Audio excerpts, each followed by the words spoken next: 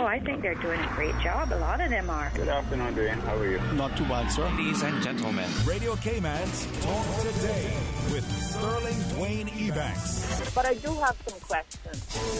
There are more questions than answers. Radio Cayman's Talk Today. If you're ready to talk, we're willing to listen. Well, I really enjoy this program today. Cayman Islands' foremost listeners participation program. May God bless every person.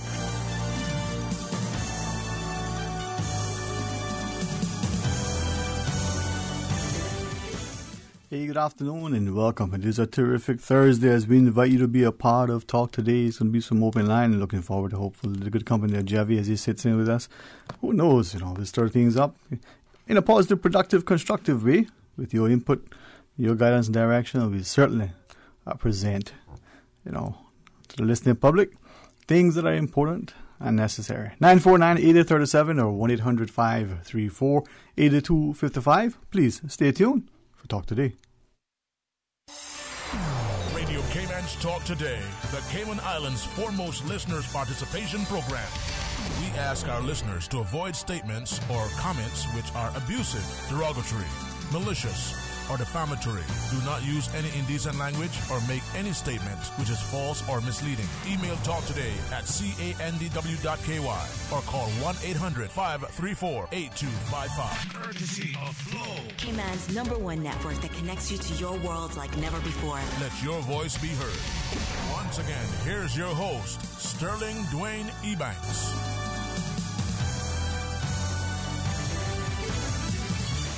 Hey, good afternoon and welcome. And I ask you to not only be attentive, stay tuned, call in, participate, share your thoughts with us. We'll give you a number of options. You can WhatsApp 925-3261. Platform many people use for many, different reasons. Good way to share information. Well, thank you for doing so with us. And we have it available to you, whether you want to contribute to any of our talk shows or whether you want to send a request. It's an accessible number, 925-3261. Of course, you can call us toll-free if you so choose, 1-800-534-8255. And likewise, if you want, you can send us an email, talktoday@candw.ky. Now, if you don't or prefer or can't access the toll-free line, 949-8037, 949-8037. So a number of different ways to get through to us, to share your thoughts on air, and really appreciative of the continuing participation by our public and the affairs of our country. And it's a semblance of not just an emerging, growing, maturing democracy, but a confidence that the people have. They can say, they can do, they can act in a way that contributes. Now, sometimes you find that you may be that lone voice sharing that particular thing, and seemingly nobody else is on board. Now, will history say you were that lone voice and should have been heeded? Well, you don't know if you don't say, or you won't hear if you don't share. 949-8037 or 1-800-534-8255 or 949-8037. Now, I had a chance to chat with two individuals, not for as an extended period as I would have liked, not just because I think whenever they share, you realize that maybe their lifestyle, their hectic schedules, not unlike many of us, but the fact that the things that they do and the circles that they run in, it probably gives them that sort of experience that allows us to sort of benefit from many different facets of society. And they were saying that it's a beautiful place, a new year, what is going to be that emerging paradigm as we move forward.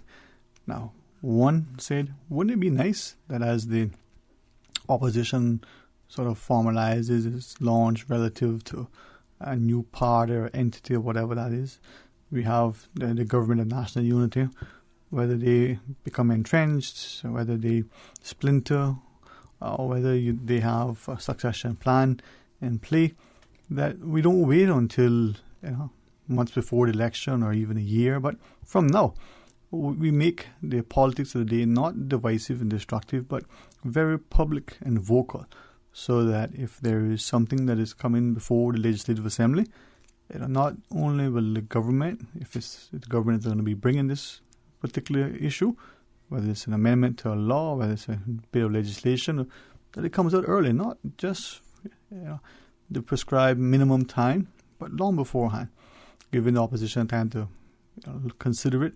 But the public, more importantly, maybe the opposition is considering, hey, we need to challenge or champion certain things, not only because under the Westminster model they're the government in waiting, as it were, but because it needs to continually involve and inform the public.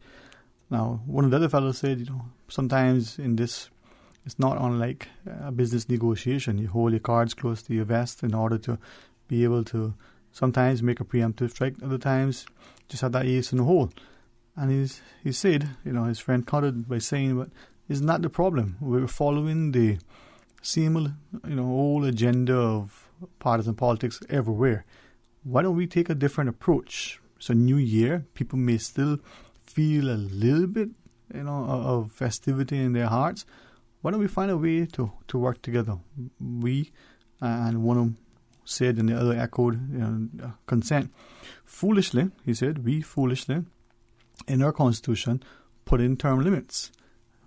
And whereas they did not agree with term limits at all, term limits for the Premier may have seen some sort of concession. But the UK doesn't have it. Why do we want to have a term limit? Why not allow the party or the populace, through the ballot, to decide, do we want this person at the helm? If the party elects someone and for whatever reason decides, well, we don't want you to be the leader of the party, maybe it's time for a new face, a new vision, whatever it is, the person may decide, this is taxing, a lot of travel, a lot of dealing, smiling, all sorts of things that go on that we probably don't always appreciate could present much more of a strain on the physical person. They'll change from person A to person B.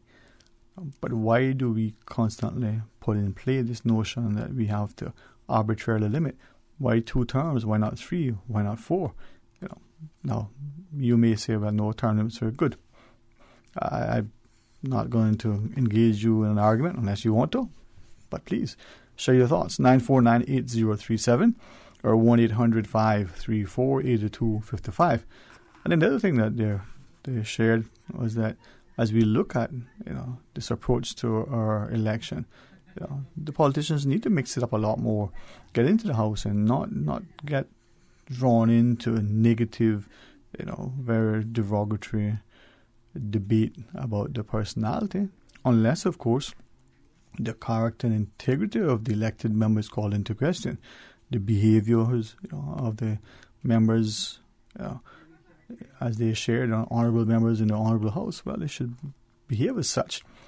But perhaps outside in their business and dealings in their personal lives. But beyond that, there should be means to address those issues. Nonetheless, when they're in the position of an elected member, can they, even in their disagreement, be civil? Even in their semblance of having one side and another side and another side, can there be more of a sense of conciliation and reconciliation? Can there be more of a sense of cooperation, not with a view that everybody agrees with what everybody does, but they all agree with the common objective, moving the country forward that is safe, stable, and productive? Now, in listening to them, and the reason why I said I could listen longer is that these are people not just because of their age and expertise, their experiences, their life have given them, their travel, the fact that on any given day they may be engaged with some activity that immediately impact the lives of our students in school or our elderly in some program. They probably could, if they wanted, reach out to high-ranking members within the government, within the private sector, and get an audience, perhaps even make suggestions. Now, I asked them, is it that as people like them, are we people who don't necessarily leverage the sort of connections that we have? There are others who we see very, very evidently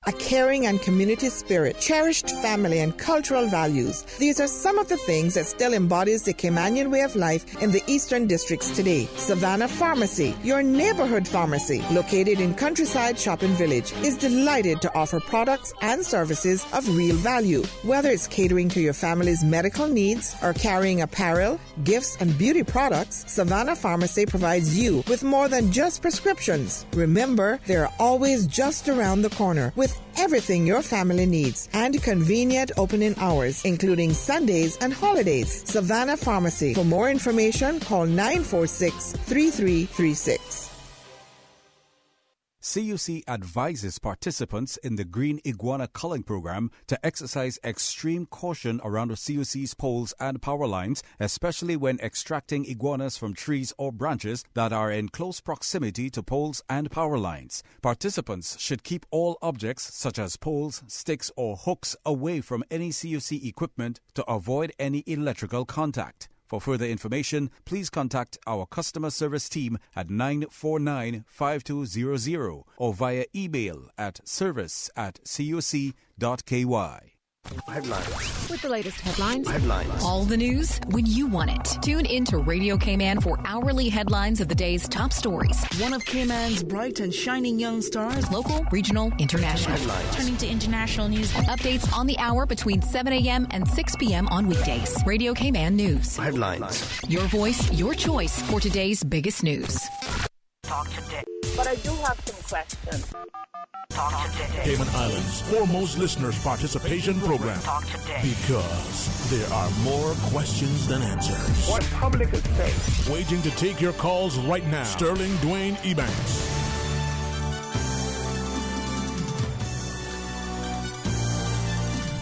Hey, good afternoon. Welcome back to Talk Today. It's open line 949-8037 or 1-800-534-8255.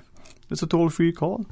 I think between Miss Susan and the good folks over at Flow, they'll pay for the call.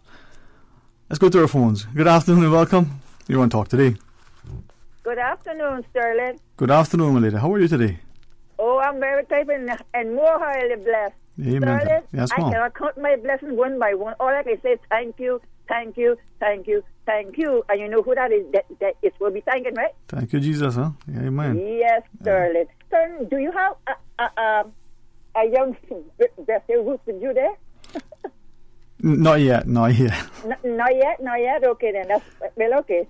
See, taking your time, right? Yeah, but the interesting thing is, and I know how this may sound to some, and I don't necessarily wish to be offensive, but I make no apology. Many people who go to school in the UK or even in the University of West Indies and the like, they'll find that after Christmas is when they have big exams, they have the papers, the stuff that they're working on. So during this time when it might be a holiday for some, they're busy trying to get that stuff done and get it submitted.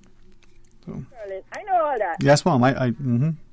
And that is the roots that he working at plenty of stuff. Yeah, partly so, yeah. Sir, what you say something? We were talking about some individual who was talking with you, and one had something about.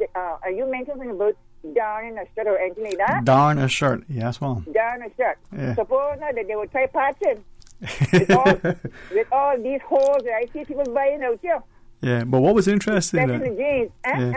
What was interesting? I mean, I don't mean this to say that men don't know how to sew and tack on a button. I mean, I learned a couple of things, and I'm glad that my parents, and my sisters made sure that we could help us up somewhat. But the word, when you darn a shirt, people look at that word and they go, "Oh, he's saying a bad word." But that's actually a process, an effective term, right? Right? Yes, ma'am. That's not a process. That's an art. Art. That's an art, Bobo. That's an art. And it's not the same as putting darts in the shirt, right? That's a different thing, right? See? I just pay attention. No darts. No, just, yeah, right. Listen to me. Mm-hmm. Instead of buttons, too. Mm-hmm. So there is so many people that can't, not only men, women too can't put on buttons, Yeah, well, as you say, I hope you don't put your train of thought. This is what these fellas were I guess I can call them fellas, were sharing in that we look at skill sets that people should have. And unfortunately, so many of us I guess I give the context. So a child of one of them is off to university, and sometimes, like you said, the button will come off of the blouse, the shirt, or whatever it is. And what do you do? How do you fix it? Well, do you have needle and thread? And if you learn how to do that, just quickly, thread the needle, not to the end, and you quickly tack on your button. But if you can't do that, what happens, huh? Sterling. Mm-hmm. Not only when you're away, you can solve with needle and thread anytime. They probably call it an offensive weapon these days now. That's your business too. Yes, Mom. Okay. You better not tell me that. Because listen, I deal with trade and sabotage, as you know. And you very, very well too. Thank you for being able to do that, To say that, Because again, I learned it. I was interested. But sir, another thing, there's so many. And not just the younger ones, So look at Sterling now, you should know by now that I am from the old school, right? Despite being so young. Yes, Mom. Listen, Sterling, not from the old school, but from the old school. Oh, I hear you. Okay? So here, there's a lot of people, I tell you, that can't trade a needle. Well, some of us can only trade it if we put on our glasses, but yeah, you're right. I can't even trade a needle. Sterling, I can do it without glasses. You could probably do it in your sleep. Almost, yeah. I've been dreaming about it sometimes. Yep. Trading the needle. Anyway, something else I was going to say too. Sterling, now you know that I love Radio Cayman. Thank you, yes, Mom. And here Sterling, I listen to all of the... I had to Susan from early this morning, Susan. I was waking up from 2 o'clock, Because here, I took a little dose because I listened to the BBC. What? The BBC, yeah, man. I listened to that and listened for the last couple of mornings, right? Cayman was mentioned so many times. Yeah. A lot of times. But look at, a lot of people that even listen to that, Well, I kind of got used to listening to it. My uncle used to listen to it, and I know what you're talking about. Yeah. A seaman, right? He used to be a seaman, right? Sorry? He used to be a seaman. Yeah, Okay, then. So they had what to wear stars and all that for time, That's true, yeah. And stars for the weather and all that kind of stuff there. And listen, another thing now, my computer just went on overdrive, Sterling.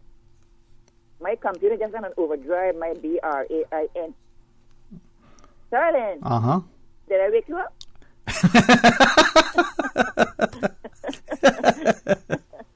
Yeah. Listen to me now. I am actually waiting on a few important phone calls. Okay. But what I'm doing now, I can hang up with you now. Mm-hmm. And then I can turn the radio. I tell Susan, no, I can turn it up. There you go. Radio now. Yes, the radio now. Well, I'm glad that you're one of those people that, you, unlike some of us, maybe you wait for a phone call, but say, I'm at the airport when the ship comes in. So thankfully, you'll be where you need to be. And blessings to you, Mom. Thank you so, so much. I appreciate it. And as I listen to the last caller, not just because she's a very devoted, loyal, Radio Cayman listener, the fact that the reach of radio, and specifically Radio Cayman, and it only gets better if there's a participation amongst the people. Now, many of us don't, even though we may have what may be considered a high-profile job, we don't necessarily always like to be seen and heard. And I respect that. When you share some of the sentiments and you say, you remember a month ago when you had this person on? Sometimes I do. When I don't, it's not that they weren't important. But 949-8037. 1-800-534-8255. Let's try another line. Good afternoon and welcome. You're on Talk Today. Good morning. Good morning. Buenos dias, señora. Buenos dias, señora. No, I hope I didn't. I sounded like with the A, but no, señor. I had a mixture there, man. How are you, my friend? How are you? I'm good. I heard you talking about. I guess you were talking about how when we were growing up, we had to learn all the stuff that when I remember when I went to sea, and I had to patch or sew a button on or something like that. I would thank my mother because, we learned how to cook, we learned how to sew, we learned how to do almost anything. You could iron your own pants and stuff like that, you know what I mean? And these are things that I don't think is happening today. I don't think the parents are taking the children aside and talking to them and saying, you better learn this because you're going to need this later on in life. But respectfully, and don't lose your point. But as the caller before you shared, parents ourselves, how many of us actually do that, know how to do that, take time to do that as well? So we can't teach what we don't know. That's right. That's what I'm saying, because a lot of these over the last, I would go back at 4 generations. Their parents, I don't think were teaching these kids these things, because I guess perhaps because of their, they had to work like not like my mother and father did. When my father was home, he trimmed hair or something like that. But my mother was always busy, but yet she had time but she was home, so she had time to teach us all the stuff. But that's what I'm saying, that we are missing out on and that's how we lose our heritage, all the important things about our heritage. Because nobody is teaching anybody about certain things. I mean, how many young people today you could say, go cook a fish dinner? You know what I mean? They wouldn't know where to start, most of them, So I say that we're gradually losing our all the important things of our heritage, the important things that we should do. There's no, in school, there's no books or anything like that talking about what happened in the Cayman Islands, the history of the Cayman Islands, and how I don't think there's a book that's in school that has a history of the Cayman Islands in it. I mean, a real book that was dedicated to that subject. So, I mean, there's so many things that we could do, or we should do. And then up till this morning, I was at someplace, and someone was telling me that I went in a grocery store, and this person said, look out there, look around out there. How many Caymanians you see in here? And which is true. But you see, what has happened is, and again, I keep repeating this, Sterling, and people think I'm crazy, but I'm not. God is good. Amen to that, brother. Yeah. Yeah, when I say the love of money, is the Bible says the root of all evil. Mm-hmm. And I'm telling you that has taken over Cayman. Everywhere you go, it's all about money. I was looking at the number of buildings I see going down. Nobody needs them, It's because they know that if I build them, somebody's going to buy them. And it's like, meanwhile, they're destroying the atmosphere of this beautiful thing we had called Cayman. Oh, Lord Jesus, I pray for this island every day, Sterling. I don't want to sound, too repetitive here, but I want people to understand that just because people come here and they love this island doesn't mean, or they come here, doesn't mean they love this island, 90% of them that come here see opportunity, and they come here for that. And again, that's the love of money. They see a place there where you can work and no taxes, and you can get these jobs, and the poor Caymanians, the Caymanians are being left out. And I got my friend who's working down, he called me and he said, come on down, I got a job for you. And I went there in a week, I had a job and all that. And then they send back to their friends and tell them, and all of these people coming down here, we call them tourists. No, my brother. These are people coming down looking opportunity. And believe me, a lot of them are getting it. And the day's coming when all this gets shut down, because believe me, it gets closer every day. I mean, I watched a video the other night last night, in fact, about the new temple, the building in Israel. If people who read the Bible know the Bible and read about that, they got a coin. The Israelis got a coin. I forget what it's called. This coin with Donald Trump, because he's like the new person that's going to be the new king of the world. You go on Google, just go on Google on YouTube and look up this thing about the Israeli temple, and you'll see all these other things to talk about. And I knew that from a long time this was happening, because now this is the preparation for the new world order. And before long, You're not going to see Cayman dollars. I understand that Great Britain has now got a hexagonal coin that they're going to want us to use it down here. Something similar. I think OT was talking about it in the morning. And before long, they're going to have the thing in the chip in your hand or in your forehead or something like that, and they're going to have. I don't want to start talking. Yep. People, you got to listen, my friend. People don't. That thing called the Bible.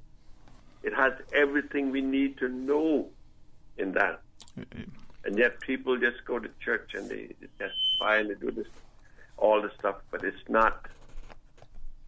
I pray every single day for this island. I don't hear none of the preachers talking about these things, I never hear one person. I hear them on the radio calling and say, I'm doctor this and doctor that. But this is what I'm talking about. We better start looking to God and asking Him to guide us and direct us and help us to understand that book called the Bible. Because the last days are very, very close, my friend. Because that is quoted in the Bible that when that temple was built, that was the day that things started to change. Yes, sir. Well, it certainly is. As you shared, important to be cognizant of what's happening. Any closing thoughts you want to leave with us, though?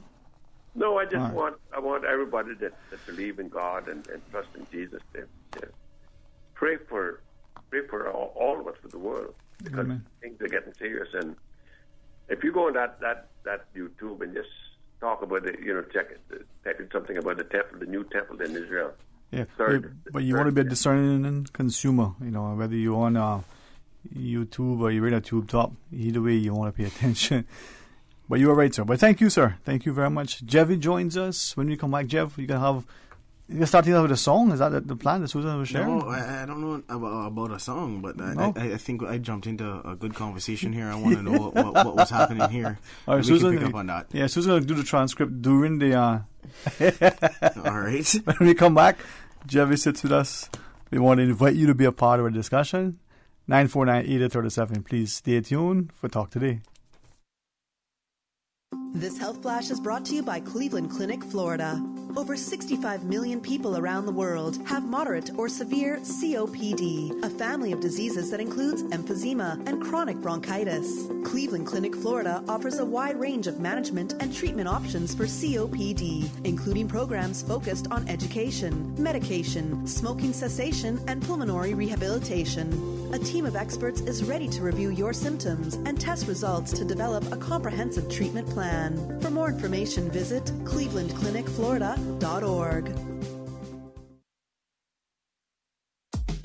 From happy beginnings to happy ever after, Brit K protects your lifestyle with the best insurance cover at the best possible price. Health insurance with far-reaching benefits. 95% of claims settled in 5 days. Low-cost life insurance. And investments. Security in retirement. With a custodian pension plan. For happy beginnings and a happy ever after, visit BritK.ky or call 949-8699. Brit K, where people come first.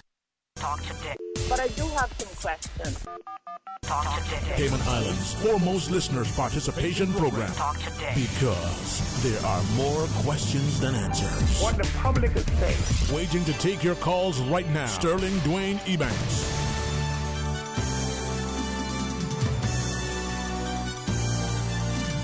Hey, good afternoon and welcome back to Talk Today. Thank you for joining us. It is open line. And while he's here, earning his keep, Jevy sits with us. No, man, listen, thank you very much. Hey, my pleasure, man. I appreciate it very much. And as you get ready to go back to school, you enjoy it. We'll get into a number of things. We do have a caller online. Well, let's take the caller. Let's take the caller. Good afternoon. Welcome to Talk Today. Sterling Dwayne. Welcome, man. Happy New Year to you. Happy New Year. All right. Jebby Wiz. Happy New Year to you, sir. All right, let me just jump right in.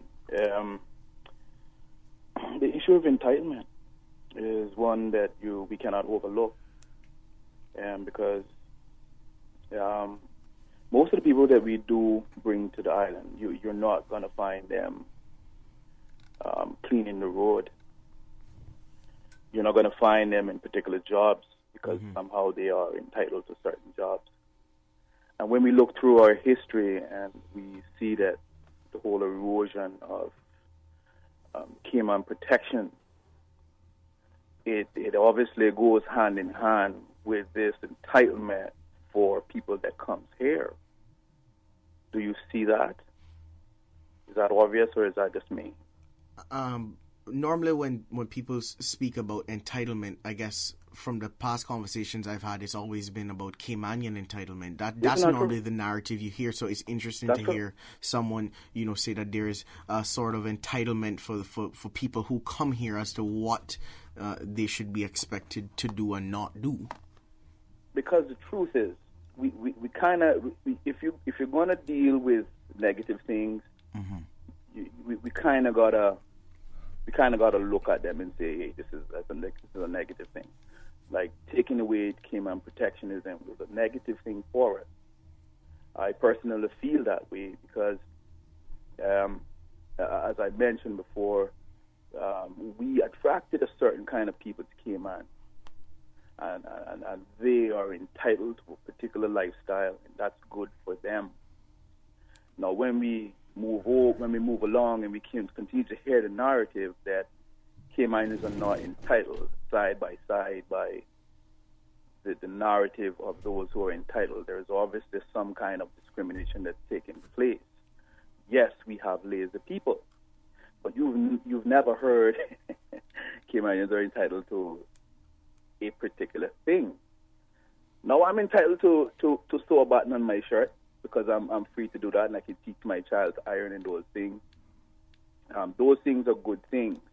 But when it comes to opportunities, you cannot overlook what the revenue that we're receiving from permits and people that are entitled to jobs, the revenue that the government is collecting, and the disposition of our people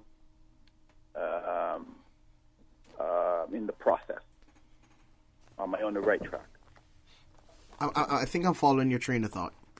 I don't hear Sterling. Dwayne, you there? No, I listened to you, man, and I'm still... Well, we obviously need some answers. Well, is that the answers that we're seeking is because we haven't asked the right questions, or we haven't asked the questions to the right people? And I'm not just saying that to you or to us here, but when you were talking about entitlement, that is something that I heard two people say, and only because they said it publicly in roles that they were public officials, right? A former education minister, Minister Anglin, and they now disgrace imprisoned footballer, Executive Watson. When they talk about being entitled, if you are in your country and we have a maligned people with a sense of entitlement, as you shared, people come here. I'll give you an example, only because I had this sort of brought to me again recently. We would issue permits to people with a right to work. You have this thing, permanent residency with a right to work. And that was perhaps misinterpreted. Perhaps it was the intent all along that when that person applied to a job, they were being favored because there was that right to work, even though there's no constitutional right, no safeguard within the human rights legislation to employment. But yet you're looking at a young Caymanian with education. No, huh? Right. So, and this is where we're at.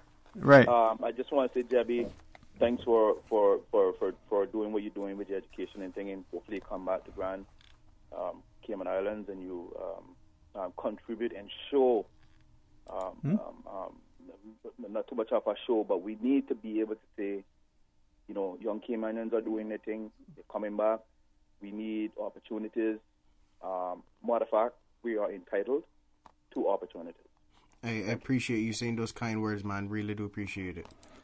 Yeah, man. Share with us as you wish, as often as you want. Anything else you want to impart to us, my friend? All right. Jeff, I'm glad that our caller recognizes and some people, love whatever this thing gives name, right? Right. Whether it's an office or an area, a certain level of.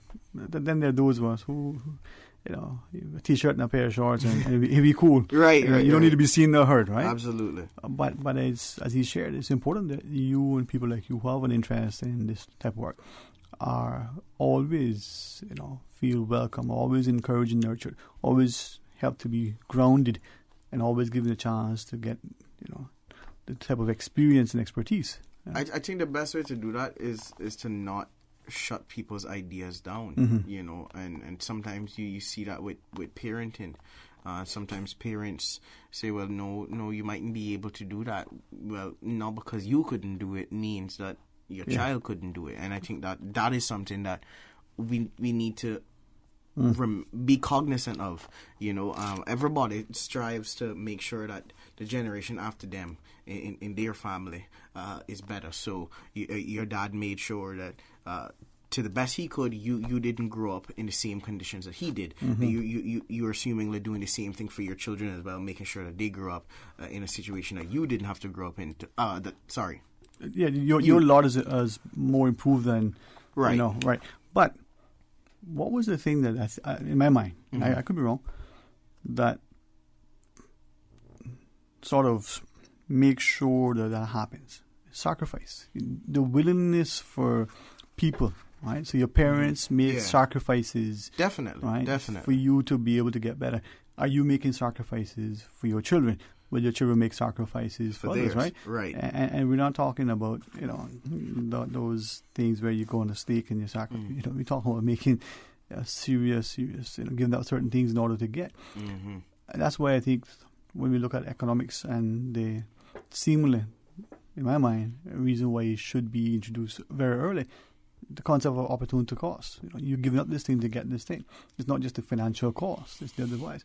But Jeff, from that perspective, though, when we look at today's society and the contention that it's probably the first time in history where children have a lower standard of living, may even be a shorter life expectancy, certainly a lower devalued quality of life than their parents. Right. No. You're talking about now. No. Yeah. Right. And when we think of the Cayman context, and you have people who come here from everywhere, and you get a chance to genuinely engage them. You say you don't be dismissive, you don't be in a which way derogatory, and you build a friendship with them. You understand how valuable Cayman is, how they see it, and if you can see it through their eyes, maybe you'll have a greater appreciation, right, for what we have. I agree, and that is something I wholeheartedly agree with. Living now in the UK for school, it's easy to look at Cayman and think, this is normal. This is normal life. But when you go and you start living in another country, you realize, no, this isn't normal. So whilst it's normal to us, it's a big deal to them. And I think that's the main cultural difference that we see when somebody from another country comes to work here. Is that we grew up, thinking this is normal, this is how we do stuff. But when you come from a bigger city, there are more rules, there are more situations that you have to get yourself out of to prove yourself, and not to say that those situations don't exist here. They obviously do. We know of those roadblocks, but I think that cultural difference is kind of what we experience every day. It's not until you go away. My director, when I was leaving, the director for the Cultural Foundation, he said to me before I left, he's like, you're going to learn more about Cayman now that you're traveling, because he's like, put your hand to your face. The further you take your hand away from your face when you're looking at it, the clearer your hand becomes. If something is just so close to your face, you're only getting a very narrow view of it and a narrow perception of it. The further you take it back, the more you appreciate it, and that, I say, is true. Well, short-sightedness as well, but depending on stigmatism. For real, short-sightedness. You're right about that. Well, when you come back, I want to pick up on a couple of things. Creativity and the idea of self-worth, right? Based on what you share. Cool. Listen, the phone lines are open. Jeff is here for a number of reasons. His intellect, his eloquence. Some would even say, obviously, aesthetic appeal, handsomeness. Thank so he you. has his parents and grandparents to thank for that. Good genes, right? Yes, that's definitely. what we have. And while the cameras are on, they'll be focused on Jeff. Yeah, man. 949-8037 or toll free at 1-800-534-8255. Stay tuned for Talk Today. Radio Cayman. Radio Cayman's newsroom. These are the biggest stories right now. Cayman Finance reacts to the recent decision by the Kingdom of the Netherlands to blacklist the Cayman Islands because it has a corporate tax rate that the Netherlands has, quote, subjectively determined is too low. Cayman Finance CEO Jude Scott says while the Ministry of Financial Services is taking the lead on Cayman's response to the development, Cayman Finance stands ready to support the government to, quote, protect, promote, develop and grow this important pillar of the Cayman Islands economy. Good afternoon, I'm Dion Anglin with your headlines and news elsewhere. The U.S. will work with allies to expel every last Iranian boot from Syria, Secretary of State Mike Pompeo says. Mr. Pompeo warned there would be no U.S. reconstruction aid for areas controlled by Syrian President Bashar al-Assad until Iran and its proxies had left. He also criticized ex-U.S. President Barack Obama's Middle East policy, saying he had made dire misjudgments. Labour leader Jeremy Corbyn has stepped up calls for a general election at the earliest opportunity to break the deadlock over Brexit. In a speech, he said a new government would have a fresh mandate to negotiate a better withdrawal deal with the EU. He told Theresa May, if you are so confident in your deal, call that election and let the people decide. And Lady Gaga has apologized for working with embattled R&B star R. Kelly and vowed to remove their duet, Do What You Want, from streaming services. It comes after the broadcast of a new documentary about Kelly, which detailed allegations of sexual and physical abuse against women and underage girls spanning several decades. Gaga called the stories horrifying and indefensible, adding, I stand behind these women 1,000%. Kelly has denied all allegations. That's a wrap of your headlines. I'm Dion Anglin. Radio Cayman, the voice of the Cayman Islands. What's happening in your community? News and information, music and more. You can find us.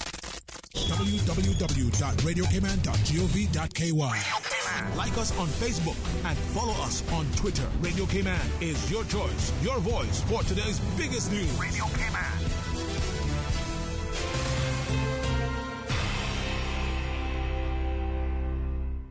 A caring and community spirit, cherished family and cultural values. These are some of the things that still embodies the Caymanian way of life in the Eastern Districts today. Savannah Pharmacy, your neighborhood pharmacy, located in Countryside Shopping Village, is delighted to offer products and services of real value. Whether it's catering to your family's medical needs or carrying apparel, gifts, and beauty products, Savannah Pharmacy provides you with more than just prescriptions. Remember, they're always just around the corner with everything your family needs and convenient opening hours, including Sundays and holidays. Savannah Pharmacy. For more information, call 946-3336.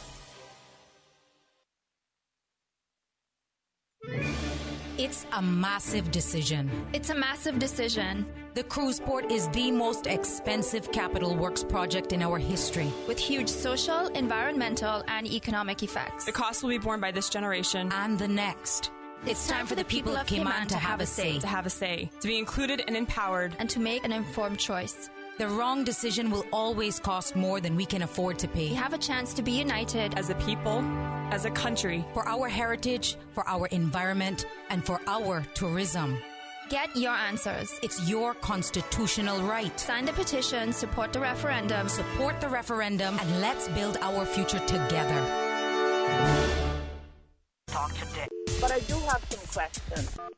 Talk today. Cayman Islands' foremost listeners' participation program. Talk today. Because there are more questions than answers. What the public is saying. Waiting to take your calls right now. Sterling Dwayne Ebanks.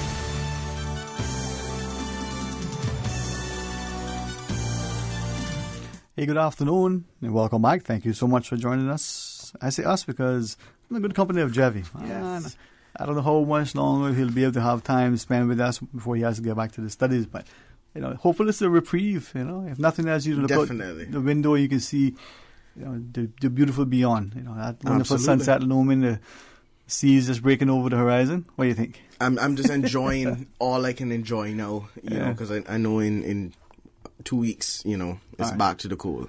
Well, we're going to get back to our discussion, but what do you miss most? I don't want to get too personal because everybody is, but you share as you wish because you're a very open, public individual. I mean, who knows, what role you'll take up. Sure. What do you miss most about what came on? But I miss the food. Let's clarify that. Let's get that on top of the list, the food, and then second behind the people, you know, the people, the interactions, the culture. You know, there are, like I said yesterday, or day before yesterday, there are other Caymanians where I am, but, you know, we get it all spread out. And so, you know, you get certain events for the year where you get to come together. Yeah. And so that's always awesome. But I really miss the food, and I miss the people. The people are warm people. Let's be real. If you go into the supermarket, somebody going to say, how are you doing? You all right? You know, you miss stuff like that. General courtesy. Because when you go to such a big city, everything becomes automated. I keep saying it. The UK is almost designed for you to not have to interact with other people.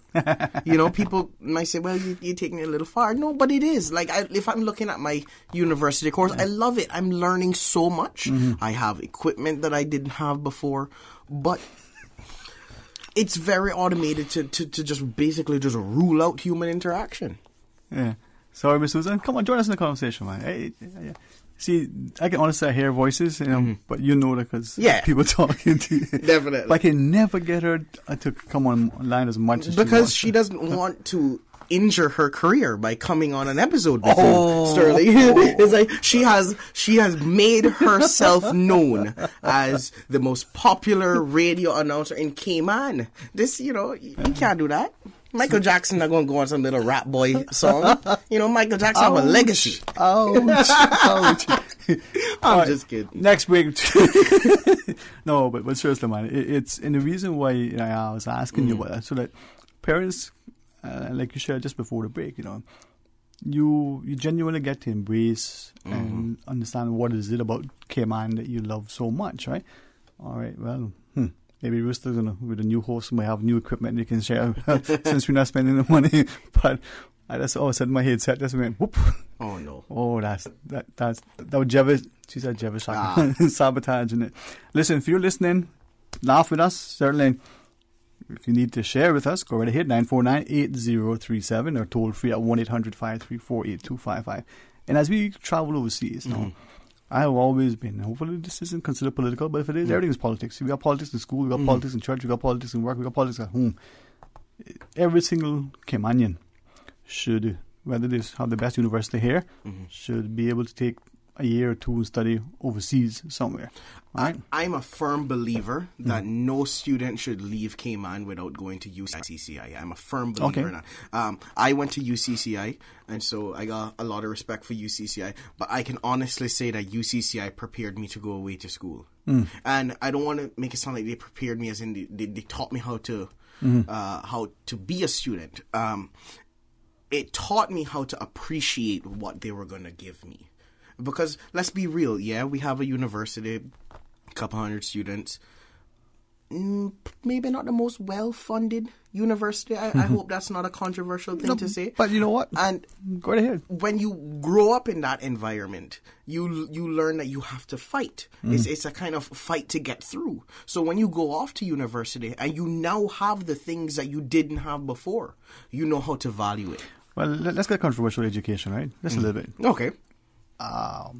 What is this? So 20 years ago in 1999. So even before that. Okay. Even before we were seeing the semblance of the community college taking on what it was, right? And I think education is one of the pillars in our society. I've always believed that. I make no apology if anybody can say, well, you should say it differently, say it better. Great. Teach me and I will try to take it on board. The other pillar is your health system. Educate the health of populace. It's a productive society, right? Right. I always had this vision, the University of the Cayman Islands, right?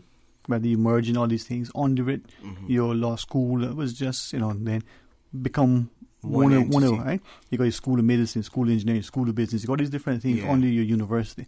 And out of that university, you got your students who maybe through pen and paper, protesting certain things. You got your think tank in the university. Through your university, you got your professors researching your students as teaching TAs and so on, right?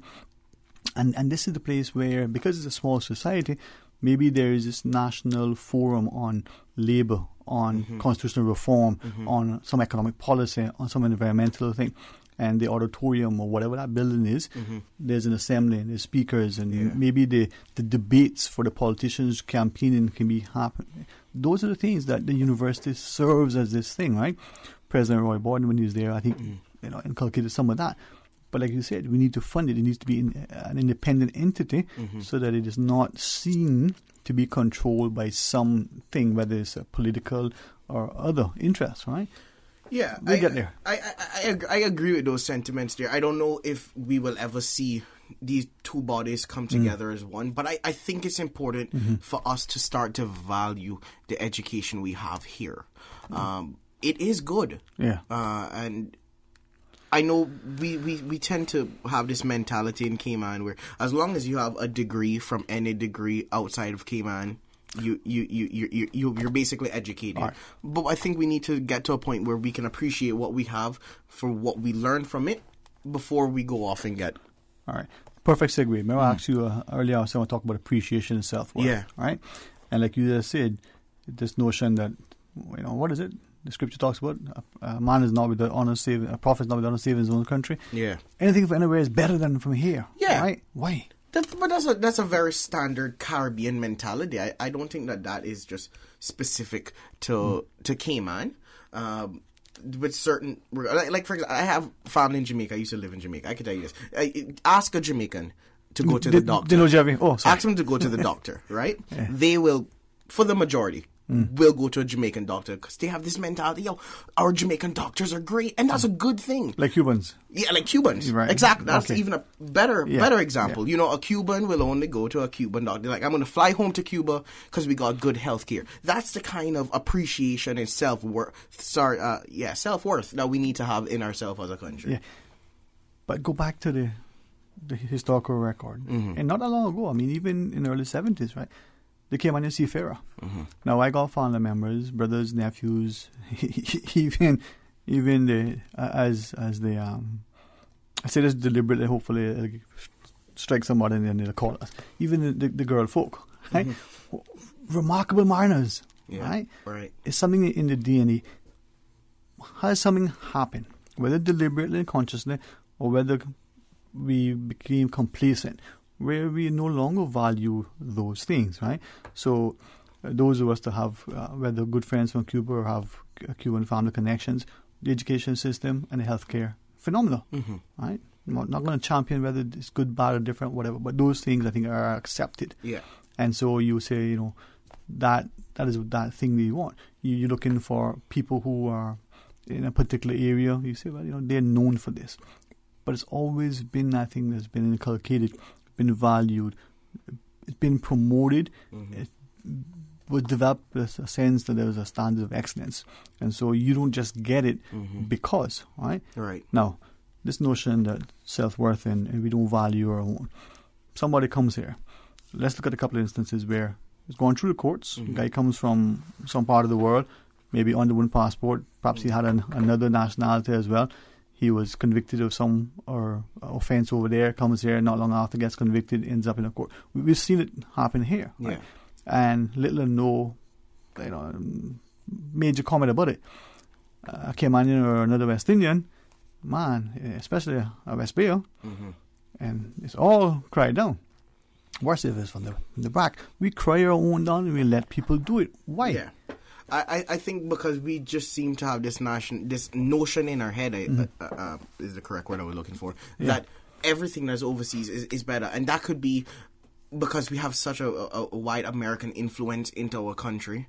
That could be because of maybe social media changing the way people think. But I don't think that is a problem only in Cayman. And I'll tell you why, because you're used to hearing people tell you got to go off to school, you can't just go to UCCI or wherever the case is. But if you go to the UK, some of them are saying the same thing. So where we are telling our people to go, like I'm in the area of Bradford. I go to the University of Bradford, an excellent school, one of the top-rated schools for film and TV. But the area of Bradford is considered to not be the greatest area in the UK. Yeah. They believe that there's a lot of immigration problems, let's say, in Bradford. Right. And when I go there, people are like, why you come to the UK? Why you come to Bradford? Why you come to here? Why you didn't go to here? Why you didn't go to the Netherlands? Why you didn't go to this other country and that other country? So it's like wherever we're sending our people, they're going to meet the same mentality there. Yeah. What's interesting is that, and this is why I genuinely value the bridges, I like to call it, being built. So I have people from all walks of life, all different nationalities, and hopefully, I treat them respectfully. Hopefully, they see the same sort of value in that, and getting from them a perspective of Cayman, but also getting from them what it is like for real in their country, right? Not just what the news shows you. And like you said, in the UK, the idea of immigration, or as it is in some parts of Europe, Switzerland, no different. They complain about the Italians parking at the border and walking across and taking their job at a lower rate. Right? We see the Eastern Europeans being sort of lambasted in the UK for the trades work and stuff. Not because people are being anti or xenophobic, whatever, but because they want. The notion is, how do we build within the Cayman context the sense of inclusion and respect?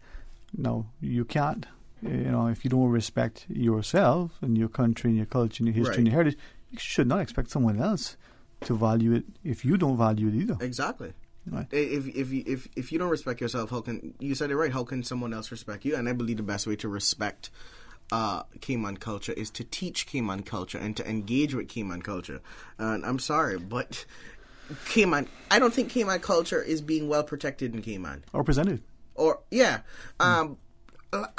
Everybody know I'm into culture, I'm into theater, I'm into the arts and all that stuff, but we really okay with the fact that the Cultural Foundation is 4 staff members? Really? Really? Like we're okay with that? But that's okay. All right, but are we okay? And that's Jevi sharing his thoughts, and I think this is what I like, not just about you, but I like about this country, and hopefully more of us will take it on board. That there may be someone listening and going, say, man, the two of you, total off base. Hey, call and challenge. Right? I really would like them to call. Exactly, because that way we get a perspective. Definitely. But also too, I keep coming back to this, and I don't have his permission yet. I keep trying.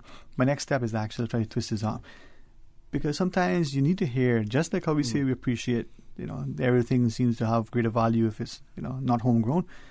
We need to hear that voice with a particular accent or intonation or so on, right? So this fellow says, you don't recognize that there's a social reengineering exercise that's taking place within your country. It's not today, it's not 10 years ago. It's been ongoing. It's in your education system. It's been increasingly fostered upon you with the media, right? I participated with him once, and it was interesting to watch the use of technology. So students across, I call them students because across Grand Cayman, it was only in Grand Cayman, and other students from different parts of the region and the world. And the one thing that seemed almost identical amongst all of them, they looked different, right? They were similarly aged, but their accents all sound American. Our students? Yeah. Our students? Yeah. Caribbean students, students who were Asian students, right? And I was sitting there watching this thing, and he said, they're learning English, as it were, they're learning language through this thing, and they all sound. A child from, I don't remember which part of Africa, no, it was in Kenya, some part, has internet access, right? And is talking. Now, can speak the dialect there and so on, and very brilliant. I mean, he was very brilliant, can speak other languages, but his English sounded like American television. So did the guy in Jamaica, so did the guy in West Bay, so did the guy over in the UK. Now, that's not to be disparaging, it's just like what you're saying, that globalization, making the world flat and interconnected. Yeah. And you know, I don't know. I think me and Miss Susan were talking about this yesterday with the Dave Martin's in the Trade Wing song. You know, Caribbean people go to America and overnight they become Yankee. You know, I think that Dave Martin song. I also get people believe that I'm American when I'm in the UK because even though I speak English, I don't have the same accent as they do, obviously because we're closer to America. But I never change my accent for anybody over there. If I have to struggle for me to understand you, well, you're gonna have to struggle to understand me. So I don't change my I don't change my accent for anyone. Like I really be up there, be like, Bobo, TD, bring this for me. Like hold up a minute, yeah. I really use those things. And, you know, ask me what it means because they're not changing their accent for anybody. I don't see why we should be doing it either. Right. So with that then, right? Go back to this notion of self-worth, appreciation, value, and like our people. Someone comes across. Doesn't matter, and we immediately assume much better education, much better at whatever. And even when we have determined, right, that it was a fraudulent application, the person don't really, not diddly squat, as they say. We embrace and we bend over backwards to accommodate and to train them. Yeah, right. Because, you know, but the guy down the road is struggling, that we know is struggling. Yeah, we wouldn't. And this is us, you know. I'm not talking about other people. This is us. But what is worse, though, when that person who is from another land has taken time and has invested in the community and has reached out, do we embrace them like we used to, or we should, to say, you know, wow, this person. I'm not talking about just a teacher, the Sunday school teacher. I think that's a hard topic to talk about, and I'll tell you why. Because for a topic like that, it would be so awesome if you could just get a generic answer that sounds great. But I don't think you can get a generic answer to that, because you have a lot of people who come to Cayman, they invest in Cayman, and they help, which is good. But you can't ignore the fact that, you know, there are some other ones, if you will. Ulterior motives. With ulterior motives. And when you encounter those ulterior motives, that's what really changes your opinion. You see, the beautiful part is that we look at the seafarers and they left this little place. Some left with an understanding that there was an expectation of them. Not just to provide for those who are remaining here, but they had to carry with them a heavy weight of a reputation. Now, they were competent. Some of them probably learned as they went and so on, right? But there was I believe, honestly, innate competence, right? But they also were serving as ambassadors. And while they were traveling, I believe that they understood quickly interpersonal skills, how to engage with different people, right? So you may have heard from your uncle, your father, your grandfather, and the like, when they were, say, in the Middle East somewhere, and different religious practices. Maybe for some of them it was very strange at first, or they were... Religious experience is one you do get when you travel. And one of the big things, you grow up in a Christian society, you kind of just grow up with the notion everybody is generally Christian. Yeah, you know, you got a few Muslims here and there, you got a few atheists here and there, but for the most part, the wider community is mainly Christian. When you go away, it's not like that, you know, and that is a culture shock that you have to get used to, because you have to get used to interacting with other religions. You know, sometimes, you know, certain small things might be seen as offensive that you didn't know, you know, and so I think it's you have to be very aware of yourself. You know, and I think sometimes that's what we don't get quite in a small island, because we're so small. Our level of awareness is where we are. That religious sort of not just tolerance, but, you know, understanding, appreciation, respect. Culturally, if it's not putting you on the spot, if it's not too intrusive, in your house, right? You come into your house, the shoes that you have on your feet that you've been wearing outside. Yeah. You take them off, or do you wear them inside your house? Okay. See, you just see. This is a recorded show, so this isn't going to end well for me. Here we go. So, as in any Caribbean household, you better not mess up that floor. And so, you probably would think that my answer would be to take them off. But you should also know I'm not the perfect son. and so, you know, I that is one of my biggest downfalls is like leaving shoes at the door or at different parts in the house. You know, it's like for some reason when I get home, it's like my brain turns off. I don't know if you like that, Susan. You're on vacation. Huh? You're on vacation. Yeah, you're on vacation. But then you have to remember that that's not necessarily vacation for everybody else who's around. You know, but you can't be messing up people's floor. Come on. All right. You know, you get shot for them things. See, that's another reason why I like you. You're always not just honest but very candid. Thank you. Many of us probably can relate to that from this part of the world. Right? Yeah. That your shoes that you wear outside you don't wear in your house. Right. I think that in Asian cultures, there are some that practice that likewise. Right? Yeah. There are probably some in Central and South America that don't take off your shoe because that's offensive. What do you mean you're showing your foot like in some other culture? Right? Yeah, I'm glad you brought that whole showing your foot. That caught me off guard. Yeah. There's a part in Africa, in case you didn't know, and I noticed this here in Cayman before I went. I was at a function at the West End. It was like a cancer, one of those functions. And we were sitting down there around the table. And a friend of mine puts his foot on his lap. You know, he's sitting at a table. We've all finished having dinner, and the person beside him was African, and they got upset. But they didn't react bad, which was great. I like that they didn't react too bad. But they said, "Hey, do you mind, putting your foot down? That kind of means something different." And he said, "Yeah, sorry, no problem." And it led to a discussion. I don't remember what. I just remember that it caused offense, right? But you get those stuff. Yeah. Hand gestures that you may think are acceptable. We've seen. Perhaps U.S. presidents in particular, there was one, who gets off the plane and makes a gesture, not realizing that, that's okay where you come from, but right here you're telling people one thing, right? You're shaking the foot at somebody. Yeah. That level of cultural sensitivity. Yes. Right? You need to have that level of cultural sensitivity. But I believe you can get a lot of that in Cayman. We have 126 different nations. How many Cayman. exactly? Because I heard 1,041.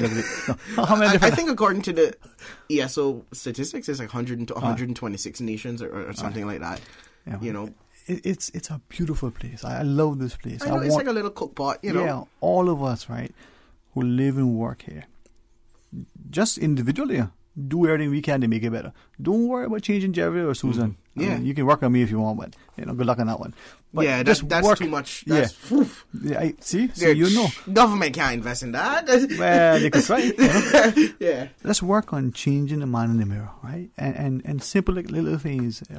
This notion with the foot, like you said, some cultures, if you shake your foot at them, show them, man, that's bad. That's bad. There's an Indian young lady who lives in my flat back in the UK. See, he's flat now. Hey. If you came out, what do you call it? Apartment. Yeah. You see, it's working. Yeah. They're not gonna get me, Miss Susan. They're not gonna get me. My Trust apartment. He's flat. You're flat. My flat. Okay. And she lives in there. And one time I'm eating in the kitchen and I burp. And I said, "Oh, I'm sorry." And she literally looked at me and said, "For what?" Yeah. And I'm like, "Because I just burped curry chicken in your face. That's why. I'm sorry." I was so caught off guard by her being surprised that I had respect for her. And she's like, "No, in India, that's a good thing. If you don't burp, it means that you didn't enjoy the food." And I'm like, "Really?" Because I cooked it and it was great. Hey, listen, man, closest thing you find to home cooking, right? Yeah, definitely. I was in a restaurant once way back when, and I love like you, like I love Indian food. Right. And the spice of life. Yes, well, one of the spices of life. Susan, we getting ready for a break? Okay, hold on. And right before it was almost towards the end of the trip, you have a particular path that you track every day to get to where you need to go. Well, that day was a little free time, so instead of making, right, you turn left and we walked. Stumbled upon literally, how the buildings were. This little narrow opening that led to this restaurant. The very best restaurant, Indian food I've ever had away. And it was only a couple % there. And there were my perception, an impression, a family having a lunch meal, and there was us. I love naan bread, and I took the bread in my hand, and I took the bowl, and there was nobody around, right, besides them. And they looked like they were engaged. And I wasn't too worried about went about what I say, and I enjoyed that meal.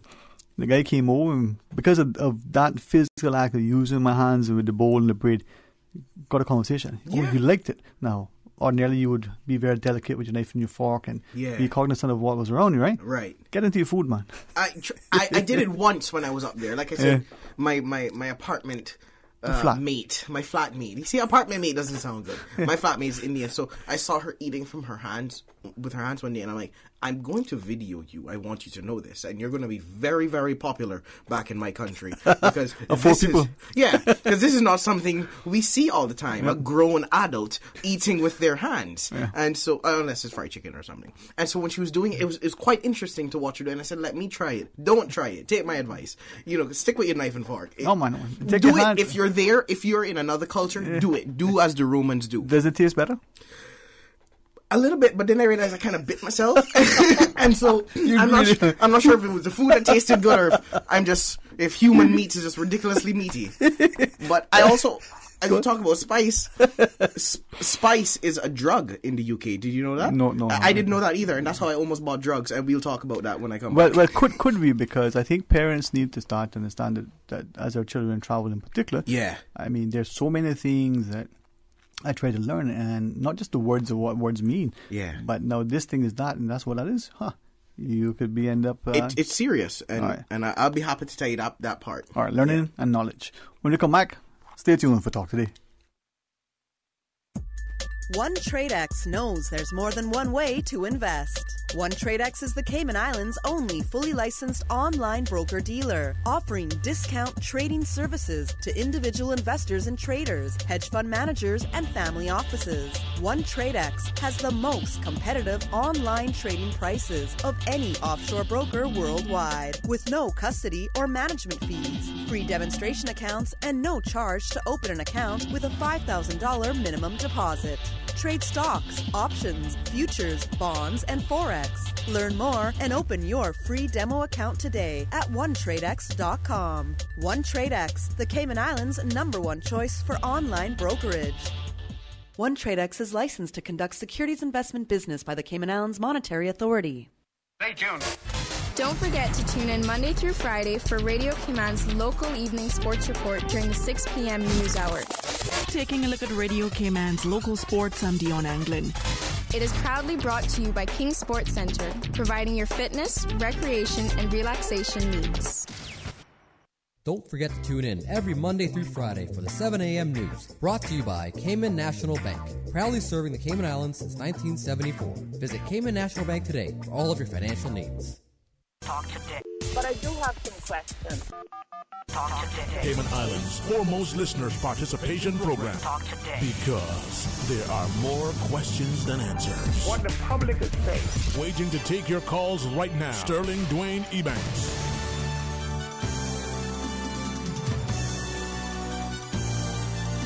Hey, good afternoon. Welcome back to Talk Today. Thanks for joining us. Be part of a discussion. Caller, we welcome you to call us back. Sorry we were talking so much and did not mean to ignore you completely. Oh, no. Yeah. But it's lunchtime, I mean, after we talk about food, they might decide, I guess, on curry. Yeah, you're right about that. Next time, just cut me off. That's right. No, I could eat some dal right now on a little bit of... Anyway, 949-8037 or 1-800-534-8255. Let me check the WhatsApp. See then about a million orders. Nope. 925-3261 is the WhatsApp number. Javi sits into the studio. Javi for Giovanni? Yeah. I was almost, I won't do it. I was going to joke and say, let me tell you his full name, but I'll leave that alone. No, that's fine, man. Say it. It's nice to, Yeah. Some people... I'll leave it to you, man. Yeah, some people don't know it and other people do, I'm like, whichever one is fine. One. Yeah, man. But I hope people don't take this improperly. Again, one of the few times when I say something that you think could be said better, let me know. Otherwise, I don't make apology. But all of our people, like you said, need to be upskilled, need to get knowledge. The learning and knowledge, to me, is not one and the same. What's that saying? Little learning is a dangerous thing, right? And so education doesn't mean only that you got a piece of paper in some degree. You need to have knowledge and be able to apply it.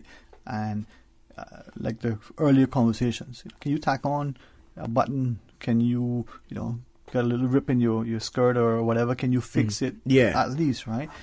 But can you change a tire? Are you comfortable looking under the hood of your car? Okay. and say, well, some of us aren't. No, me, Right. me, definitely me. I'm not. If anything happens to my car, I call in my cousin Derek or I call in my father. Just take it away and tell me what's wrong and Bring it back when it's ready. Clean with full of tank gas. Just bring me back with a receipt. That's it. Yeah, see now, if I tell my brothers that, I might come back with a receipt for a new car here. No, my gosh, that's why I'm very selective of who I call. No, I just kidding. No, but like you know, we have thankfully, brothers, fathers, and good friends that can do. If I had to do stuff, when I went to university, my brother Dwight gave me a tool set, filter range stuff, took me through how to service the car, and said, "This is your spark plugs." So back then, when the car has spark plugs and distributor cap. And they say, this is your oil, this is how your filter go, and basic things, right? And I thought of all of the instruction and training that I had, that was probably the most beneficial, right? I think that is, I gotta give my father credit. I think that's something he really, really wanted and really, really tried to teach me, and I had less than zero interest in. And I'll tell you how you can adopt them. I mean, it's still time. You're right. This is how he attempted to teach me how to somewhat fix a car, and I use the word fix very, very lightly. I hear you. So my mother's car, she called one day and she's like, the car isn't starting. Mind you, it's a brand new car-ish. And so we had it a couple of years.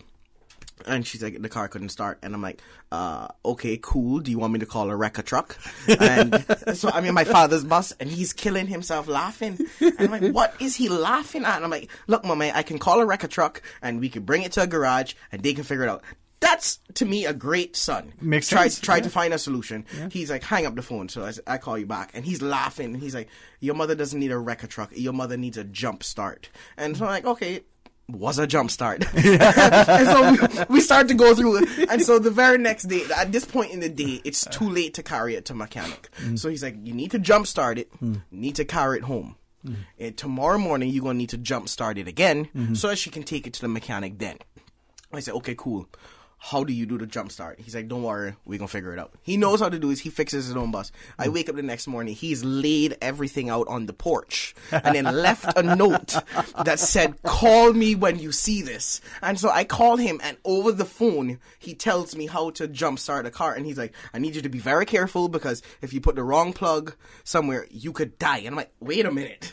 This is how you know he loves you. Yeah, exactly. Yeah. He's like, just can't make you die like that. But, that's what I can do. I can check the wiper fluid, I can jumpstart the car, and I can call Derek if I need help. See, well, at least that's my knowledge. Yeah, see, that's powerful knowledge. I mean, that'll be much helpful to you when you're at your flat, but unless you take it with you. But someone gave me a tool set as a gift one time, and I'm like, oh, that's so sweet.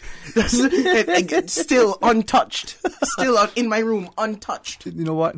That's gonna become a collector's item. It is, hopefully. No, man. But the thing is that I believe that those are the things that we should learn. And sadly, some of us were presented with these things in such a way that just to get a thing, the person who isn't that great at sports, you put on the bench, or early days of football, you're stuck in defense, right? And you've made to feel... Oh, that's what that position is called. I've played it all my life, but I just had no idea. That was way back when they really I just remember they just put me in a corner of the field where they just wouldn't kick the ball. It's like, he's not going to help. We just need an extra number to be regulation. No, but those are the things that you start to appreciate. And what's amazing is that you don't know only how resilient you are, how resourceful you can be, but how easy, relatively speaking, it is to learn certain things.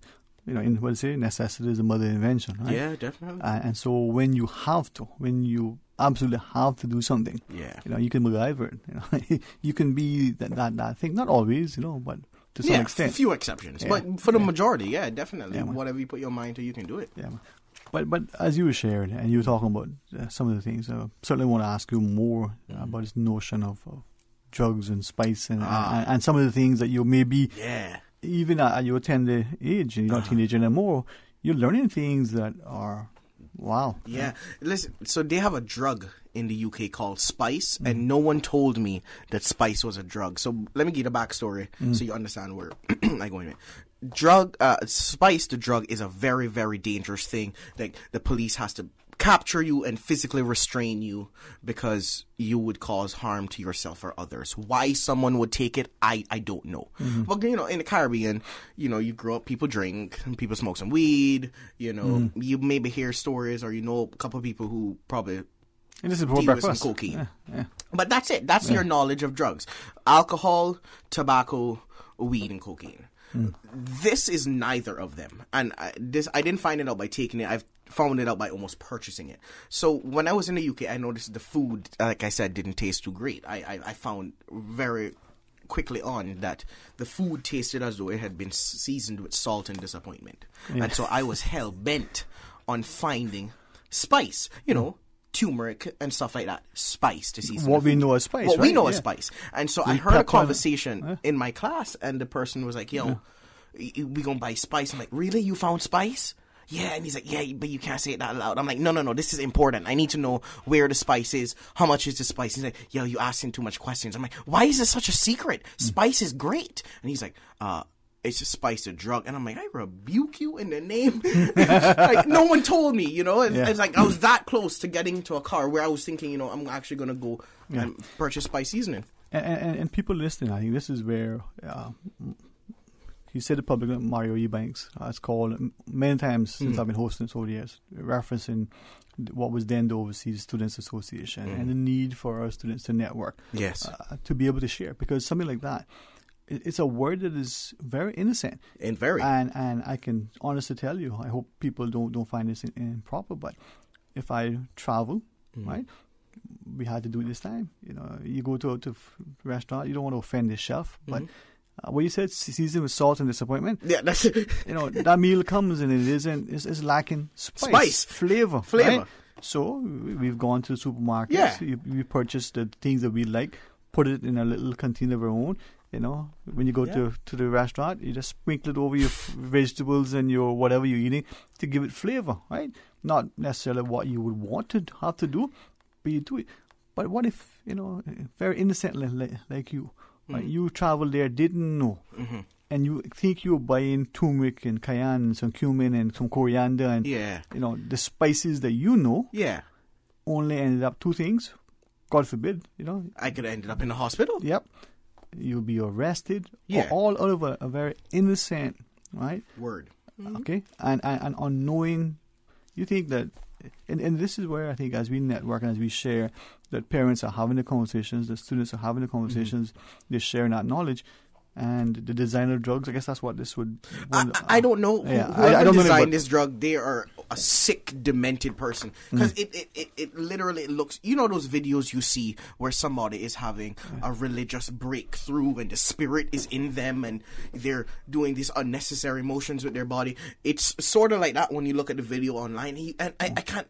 I can't look at the people in my class any other way. Then why would you buy that? Why are you excited you found that? That's not cool at all.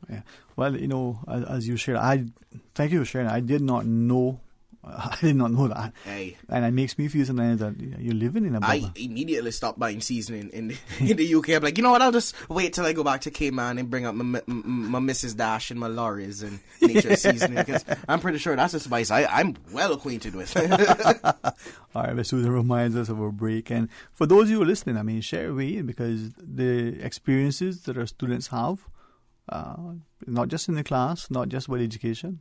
Jeff? Do we have time? Yeah, man. Oh, we do. Yeah. They will also just... you should know this for anybody. You need to have a strong constitution, is that the word? When you go away. I've literally on many occasions just been walking to school on a certain street, and there are certain cars that will just offer you drugs as blatantly as that. And those are the things you need to prepare the students for. You know, nobody didn't tell me that, you know. Like in Cayman, you know, those who want to go do drugs, they got to go and find it. There, it's a different situation. So that's why I say you really have to make sure your students are prepared. Don't just send them off to university just because they completed high school. And don't be naive, right? Yeah, no, don't. I mean, don't think that everything is great just because you're in another country.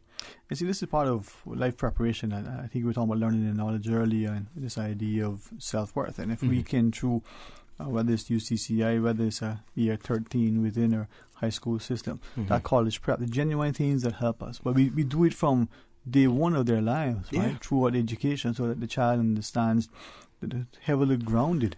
Can I tell you the thing I notice most? There are the students who are 18 to 20. When they leave, like right now, I have a set who's living in the building that I'm in. They're so comfortable with life, they're okay not passing this first year and just resitting it again just because they can. That is a problem. I struggled when I noticed that people up there don't seem to have the best sense. And I'm not going to say everyone, very select, and I would cautiously use the word immature persons who just don't seem to have a sense of personal responsibility. Transfer that to Cayman now. You have outsiders looking and saying, oh, look at that. You know, they don't value what they have, this sense of entitlement and all the things, right? Yeah. Those over there, that's their home. They can resit. You are there subject to certain things, you know, financial considerations, and like you got to get through this because you're on a mission. There's an objective, right? Yeah. The people who come here are in the same boat that you are there, so their approach may be different. Why is it that the view that you have of them, right, is the same thing that they have? All right. Well, I see where you're going, and we've always heard that narrative, and I never believed that narrative was true. I've yet to. I shouldn't say that. Yes, we do know that there are leagues, the Caymanians, and you keep that clock. I keep ignoring Susan, but you keep that clock. You're drawing attention to her. No, I just keep looking up because I know we gotta go to a break. But for the most part, you know, I really don't subscribe to the notion that, you know, Caymanians are lazy and stuff over there. When I'm at school over there, you know, the students who are really working their hardest, the ones who are not from the UK, the ones who had to come there to work, the ones who are there, they just take it for granted. Yeah, you know what, whatever. You know, that's it, man. We'll talk about that. Callers online, stay tuned. Callers who are prepared to call in, call now. Jevy's standing by. Stay tuned for Talk Today. If you are seeking a bachelor's, master's, or doctorate degree, the Ministry of Education is now accepting applications for the 2019 Overseas Scholarships. Give yourself the education you deserve and apply today. All scholarship applications must be submitted by January 31st, 2019. For more information on scholarships and the application process, kindly visit education.gov.ky.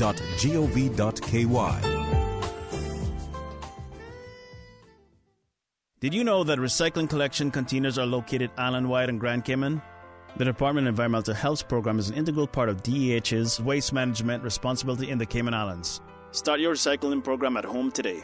Put your cardboard items in appropriate DEH recycling containers at all Foster's supermarkets, Kirk Market, or Hurley's Grand Harbor. Help keep Cayman clean. Reduce, reuse, and recycle. For more information about recycling, go to www.deh.gov.ky. For years, we have been promised prosperity on the heels of rapid development. However, last year, over 2,000 Caymanian families required the services of the Needs Assessment Unit. Now, we are faced with the largest capital project in our history. At the risk of destroying what attracts people to our shores. The government's Destination Performance Report states that annually 1.8 million cruise visitors contributed $154 million in revenue, whereas 450,000 stayover visitors contribute $497 million. $497 million. It is time for a national development plan. It is time for a national development plan. And better decision making. That takes into account our human, financial, and ecological resources. Where we will no longer be driven like a boat without a rudder. We don't need handouts from cruise lines. Get your answers. Sign the petition. Sign the petition. Support the referendum. Support the referendum. Support the referendum. And let's build our future together. Together. Talk today. But I do have some questions. Talk today. Cayman Islands' foremost listeners' participation program. Talk today. Because there are more questions than answers. What the public is saying. Waiting to take your calls right now. Sterling Dwayne Ebanks. Hey, good afternoon. Welcome back to Talk Today. In the studio, Jevy sits with us and really appreciate not just the company, but the notion that hopefully as parents, we get to appreciate the lives of our students. And it doesn't matter solely that student may be 18 or 25, even if it's the first time away, or if the student is entering the first year or is going to a graduate program. You're away. And there are things that happen, and as you shared, you become conscious of little things, not just cultural practices that could be offensive, but you may become, as you said, spice. I did not know that. I made a note now because I need to add that to a list. And so you got to look now, makes you concerned, Exactly, man. Well, we do have a caller online. Yes, let's do the caller. You want to say, let's go to the phones? What do you want to say? Let's go to the caller. Yeah, all right. Good afternoon, welcome. Good afternoon, sir. Me again. Welcome back to me again. And it's not Margaret either. Thank you. Listen, Jerry. Yes, ma'am. I had inquired about you. I was the very first caller, Mm-hmm. I had inquired about you, but he said that you must have been busy. I said, I do know that you're doing a lot of stuff. Thank you. I appreciate that. And appreciate it very much and proud of you too. And another thing, I feel that they should, but not only now, because of you now, but this proud of them program that they've been having on for so many years now. Mm-hmm. I feel that they should put that age higher. Okay? Right. And I'm asking you how old you is now, That's all right. I'm a young 22. Okay. Yeah, but you deserve it up in the 2 days. Somebody nominate you next time around. I appreciate you saying that. Thank you so much. And not only that, I believe that date is in a nomination form again now too, I think it may have just closed. I think, it's definitely closed, just the other day. Didn't they just have they had a reception the other day I saw in the news. They just had a reception of Yeah, so you should be in that next time around then. I appreciate you saying that. Thank you so much. And listen to me now. Let's get back about the food. Yes. The individual that was eating with the fingers, did you say it was from India? Yes, from India. Come and get a story now. Right. My story now. In 2015, I'm going to talk about our Health City. You know where that is? In East End, yes. Okay. Our Health City is ours,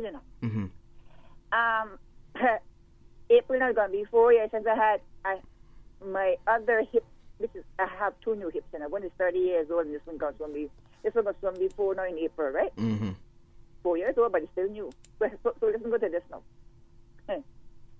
I didn't see it while I was a patient, but when I went back, me and my daughter, my only daughter, I have a son, a daughter, and a granddaughter. Wow. Only one grand.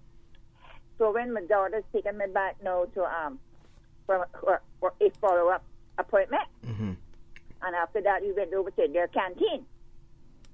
Going to mind, they got a beautiful canteen and plenty of good food there too, That's right. But listen to me now. I'm not into the pepper stuff. I'm not into them. But here, that is when I seen staff that were getting off, because it's like they fed them like 3 times a day or whichever amount of times for the day, right? But once they were leaving, they were eating there before they left, okay? And they eating with their finger. So I say, Lisa, oh my God, I call her name. That's okay. I said, look at that. She said, yes, Mommy. That's how they do it, Because they had this scoop thing, how you have this scoop chip? Yes. But they had the Indian thing now, right? They could scoop up, take their 2 fingers and hold that, right? And they would scoop up their rice and everything, and they would put it without spilling a grain of rice. That's right. And so that's why I'm talking about that there now. Yeah, and man. Another thing that I could tell you about when I were as a patient, when I get my mint tea, the tea bag and stuff like that, they bring me sometime now the little white sugar packet. So I asked one time, I said, I want the brown sugar. And one of the nurses said, a female nurse said to the male nurse, did you hear that?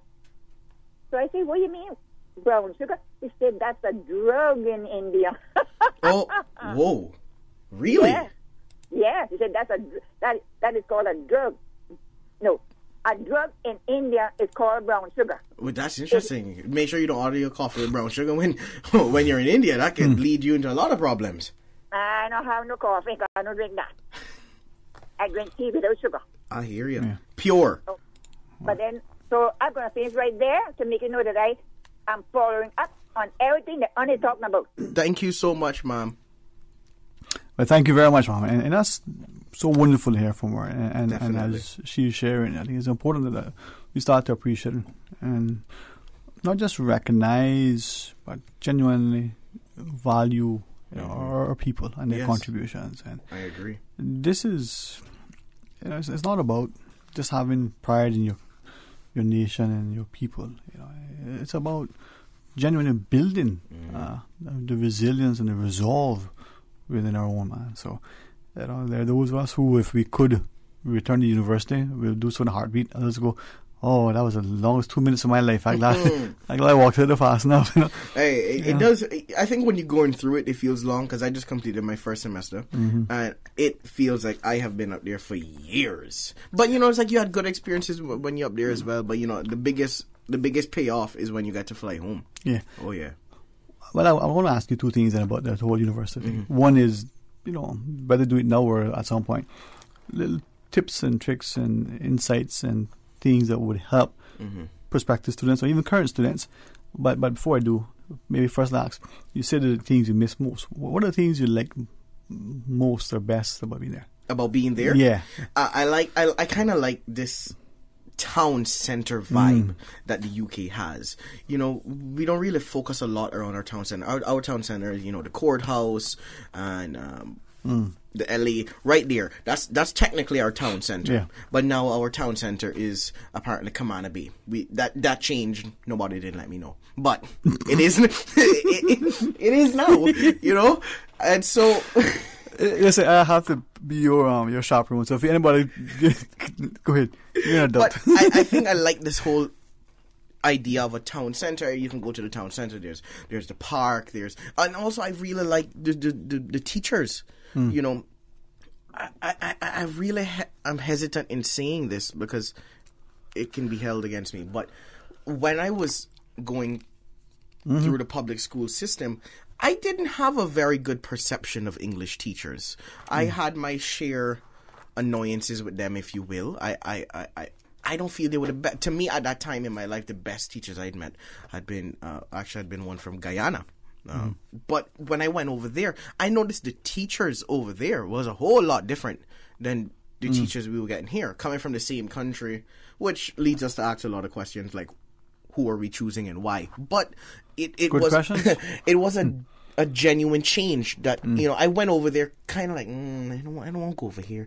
These English people don't treat us bad like how they treat me in high school. But when I went over there, it wasn't like that at all. Yeah. They were very involved in the students, even at the university level. So I had you share that and because I think that we talk a lot about education as a country, we spend a lot of resources, financial and otherwise, on education. We somehow developed this notion of public and private education that I think is like so much to our detriment, and that we're not willing to do what you say. Look very, very critically, constructively at what it is that we're doing and where it's working, that we try to replicate it. Where it isn't, we quickly, I spent Saturday taking out weeds out of, I can't call it a garden because, but the weeds are gone. Right? What do you mean when you say weed? Let me give you the good parlance, right? The colloquialisms. I was rocking down, and I was pulling out bush. Good bush. That's a better word. And I was taking out all these things now. And not probably gonna go any further than that. Right? That activity was more strenuous than perhaps going to the gym and doing a military boot camp style exercise. But the reason why I say that is that just like that ground now to become usable, and become aesthetically pleasing, I had to do some things, some pruning, some weeding and the like, right? Are we doing the same within our society, right? And providing the fertilizer if we need it, right? So to give them the resources, but also removing, that waste and the weed and thing that's choking. With that in mind, when we come back, you got time? Spend a couple more minutes? Yes. I can't remember the name of the English fellow. Go online, you probably find many videos. He's a very strong champion for reform and education and transformation and the like. Here? No, in the UK. In the UK, okay. And the notion of creativity and the ways being sucked out of our students in schools. You said to me earlier, right? Yeah. So let's talk about that. That's up your alley as well. Cool. Right? All right. So Susan says, we're going to get ready shortly for the news. I'm paying attention. All right, paying cool. attention. We'll catch our news. But before we go, Jeff, as we're looking at it, I remember I asked you two things what you liked most of the walkability of the town centre. And then those tidbits. So a little preview of that as well. So that our parents and our students' perspective as well as current. Let heads up. Hey, you're going to be, like you said, pay attention that, spice mightn't be, salt and pepper and cayenne and cumin and the like. In Korean, it might be, wow. It might be something serious. Yeah. Not being so naive, perhaps, Fred always reminds me, say they were traveling one time on a football trip.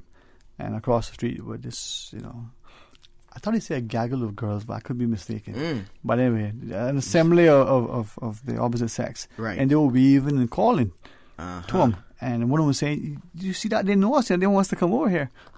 Well, yeah. We're friendly people, right? Yeah. You gotta be careful that you can't be too friendly over there. Yeah. The level of friendly we have over here is a different level of friendly. And you have to be conscious of that. It's not that it's a right and a wrong. It's just like you in two different countries. Like in the Caribbean, we hug a lot. Yeah. And we could talk more about that. But all right. So we hug a lot. Hug a lot. Let's leave. Hug a lot, but you can't do that all the time over there. Yeah, and touching sometimes can be even you see men embrace, and that's okay. But little norms that you have to become accustomed to. Yep. Yeah. All right. We invite you to be a part of our discussion. Jeff will sit with us, for as long as he is able to. And despite being home on supposed vacation, he has a lot of term papers to complete.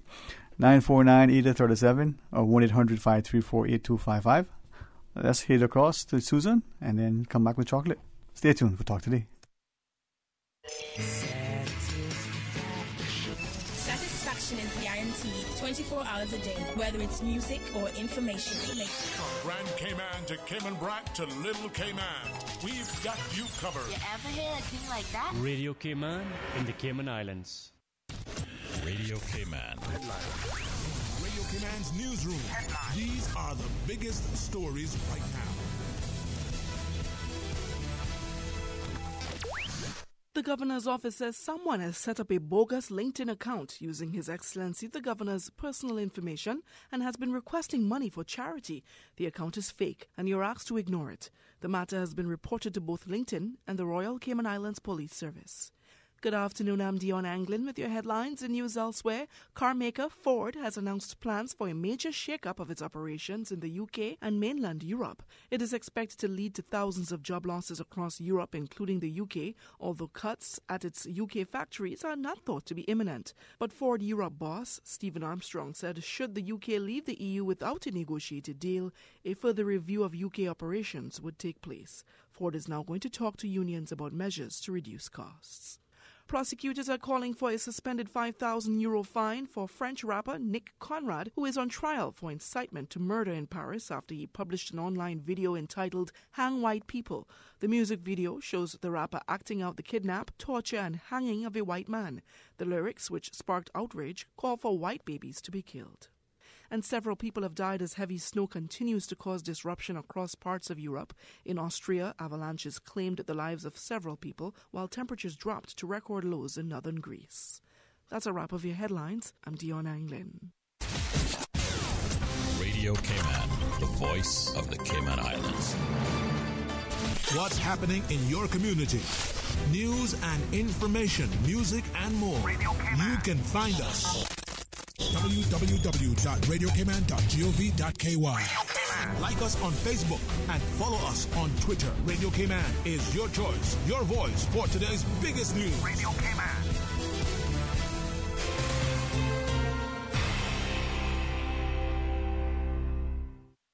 Talk today. But I do have some questions. Talk today. Cayman Islands' foremost listeners participation program. Talk today. Because there are more questions than answers. What the public is saying. Waiting to take your calls right now. Sterling Dwayne Ebanks.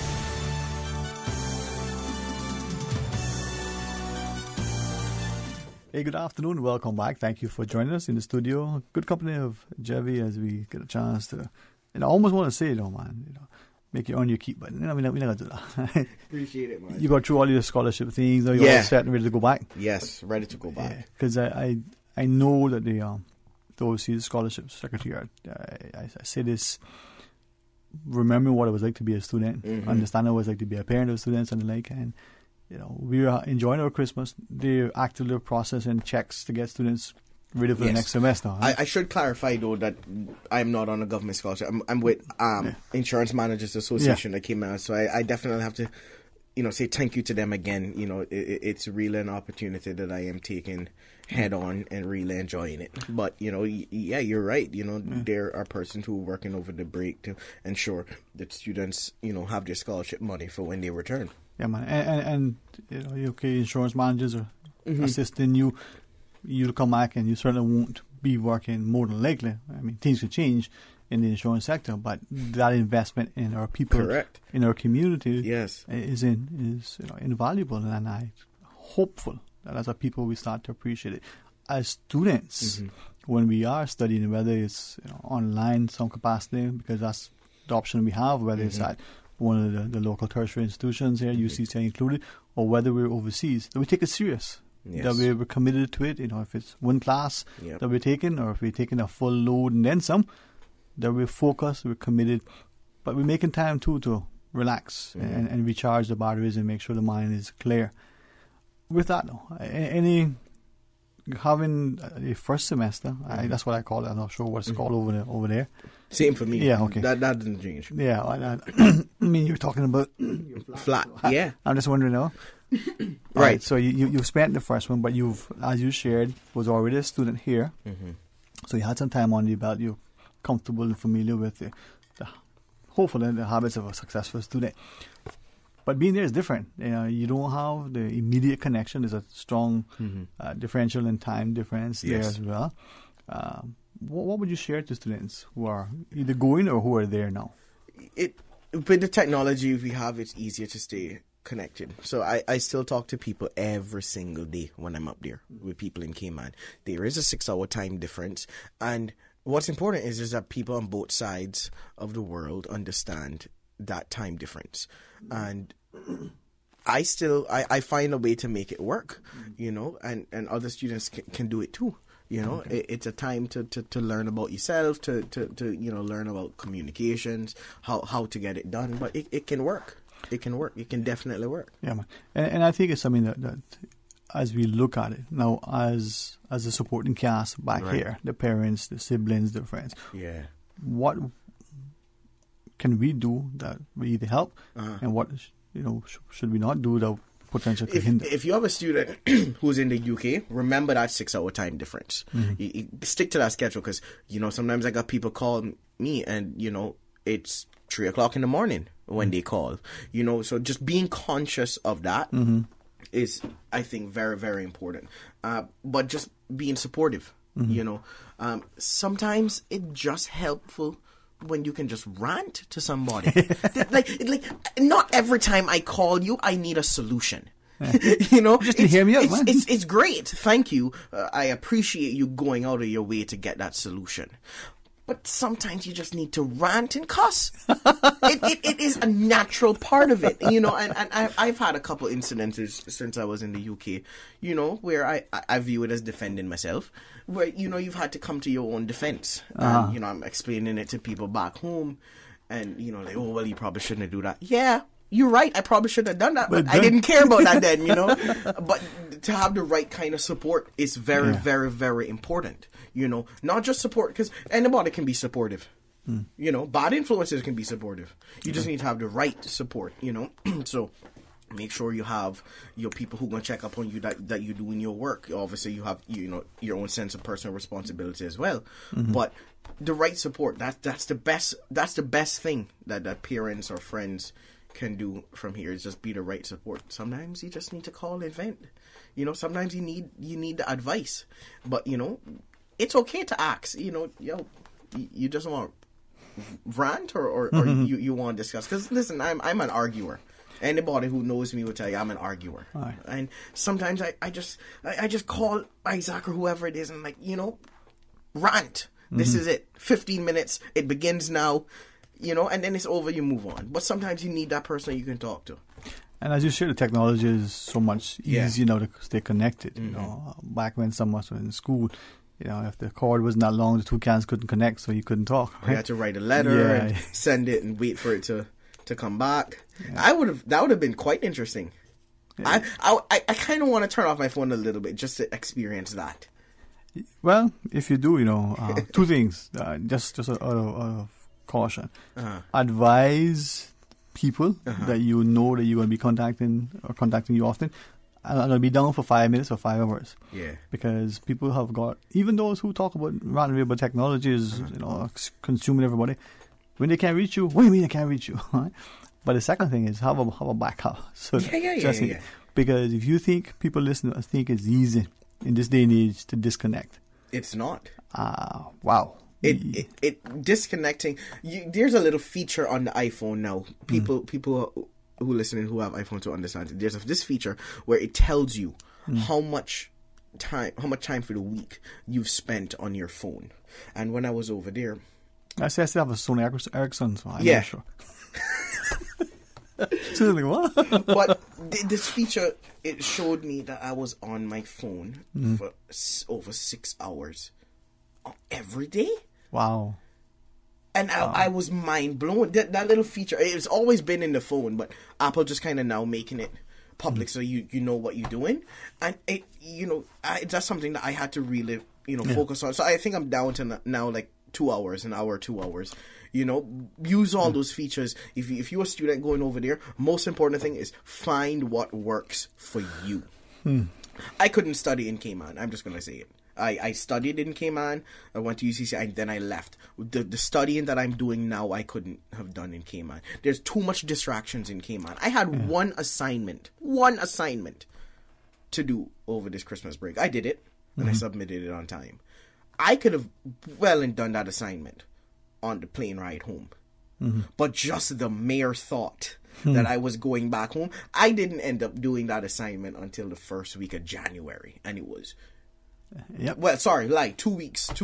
I started the week before, and it would have been due the week after. And I did it excellently, in my opinion. Still waiting on a grade back for it.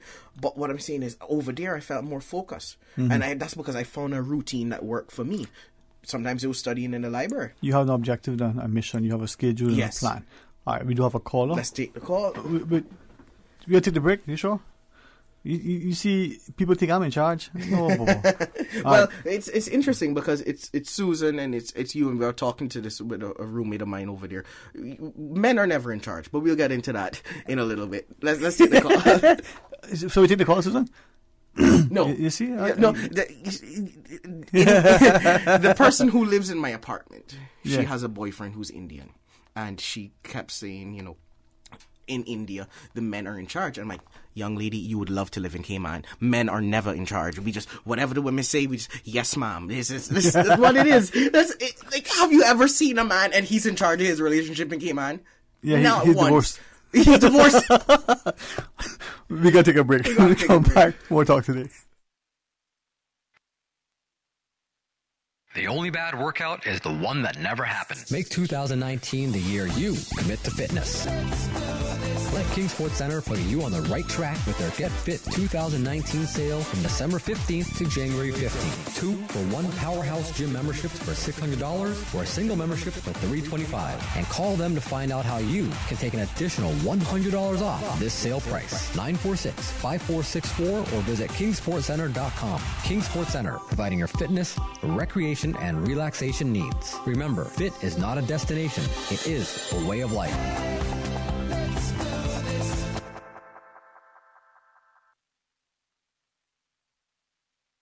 This Health Flash is brought to you by Cleveland Clinic, Florida.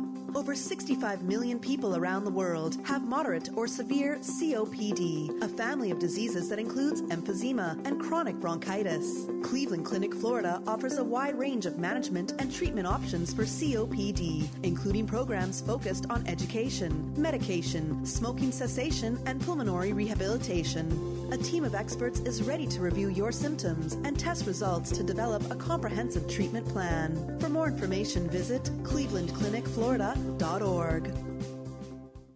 Headlines. With the latest headlines. Headlines. All the news when you want it. Tune in to Radio Cayman for hourly headlines of the day's top stories. One of Cayman's bright and shining young stars. Local, regional, international. Headlines. Turning to international news. Updates on the hour between 7 a.m. and 6 p.m. on weekdays. Radio Cayman News. Headlines. Your voice, your choice for today's biggest news. Talk today. But I do have some questions.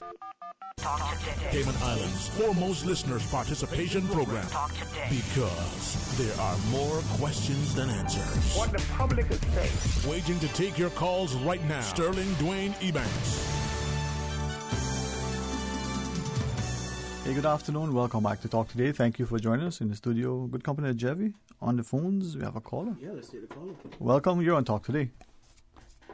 Good afternoon, Mr. Dean. Hey, my friend. Good afternoon. How are you?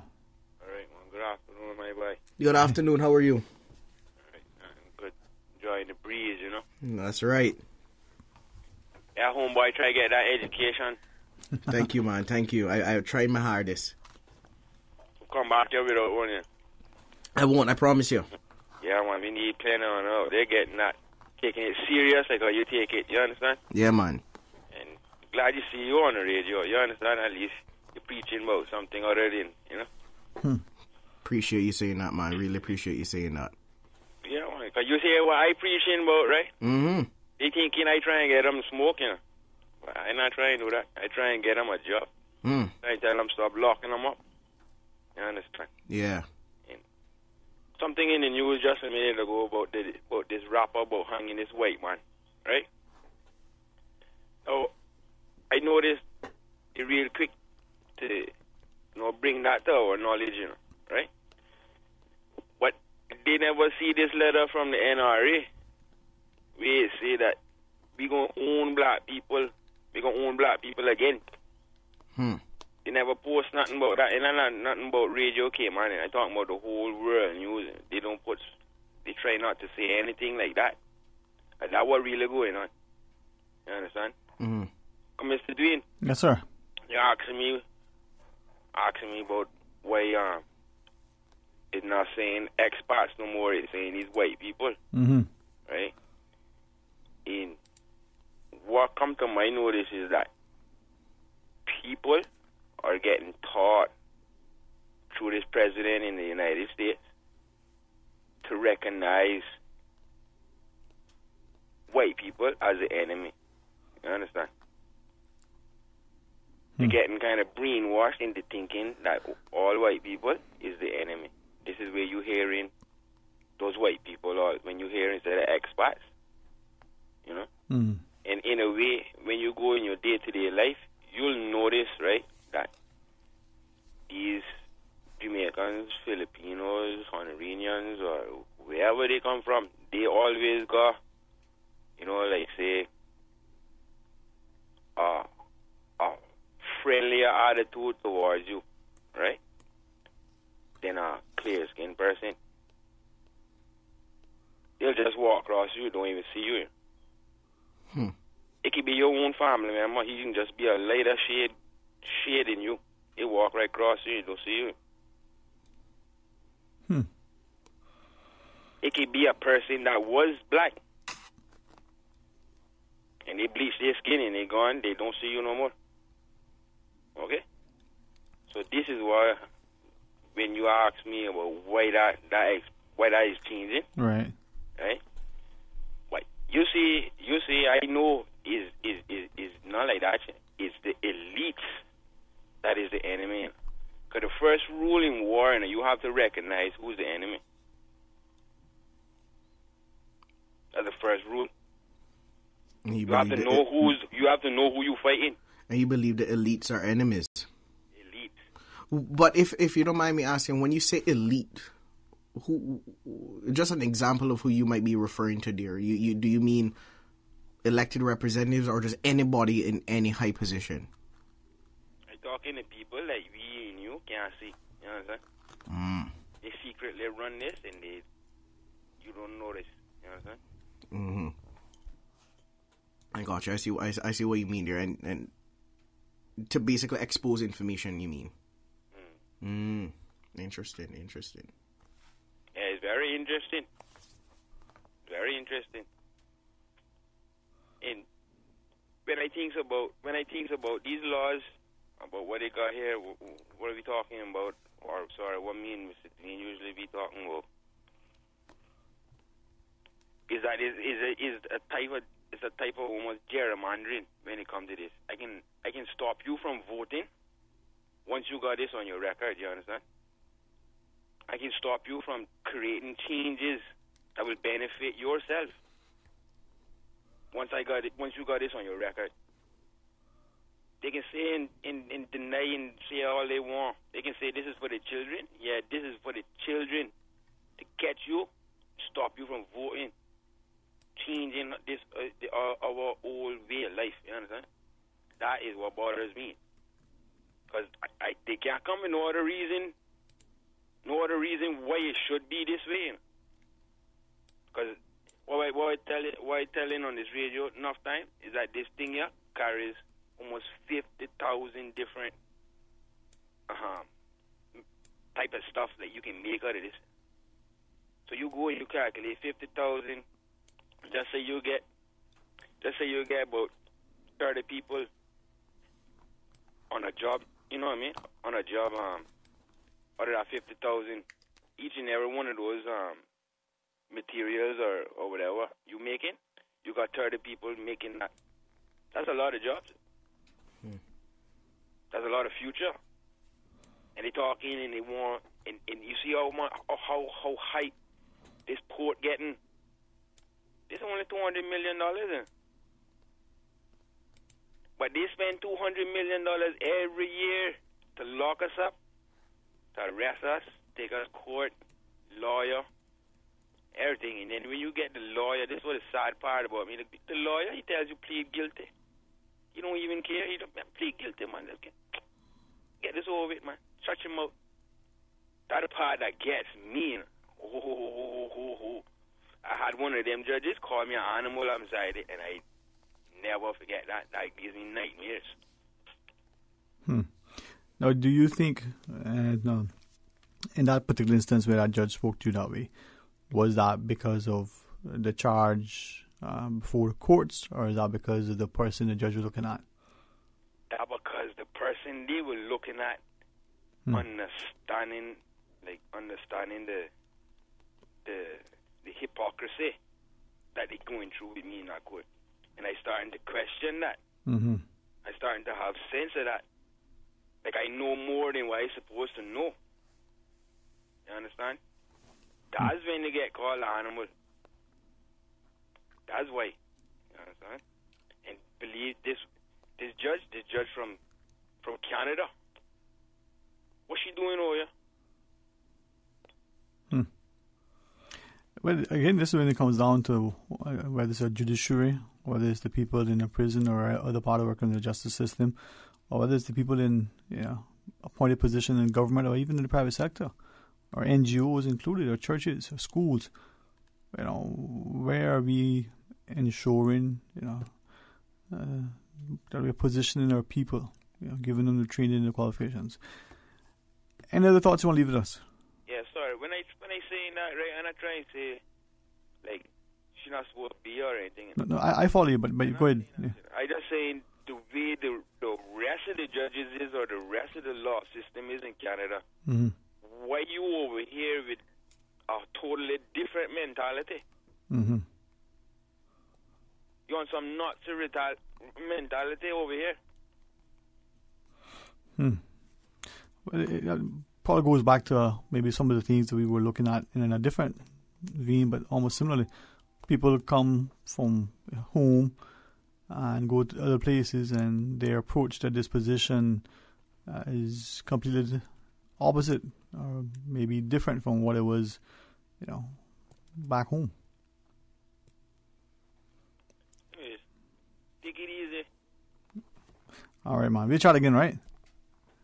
All right. Hey, thanks.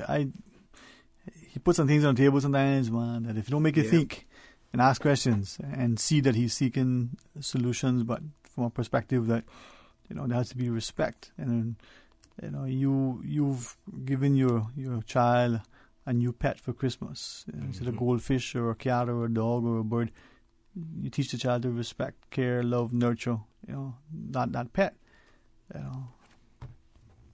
respect, man. Yeah, man. Jeff, good day, huh? Hey, it's been a good day, man. Very interesting conversation. When I first came in, man, we were talking about making Cayman better, and we ended up in the New World Order, and it's like a journey through it's quite a journey, It really came out. Always brings you on a journey. You never know what you're getting into. That's through the looking glass, huh? Yeah, that's right. See, that's my looking glass right there.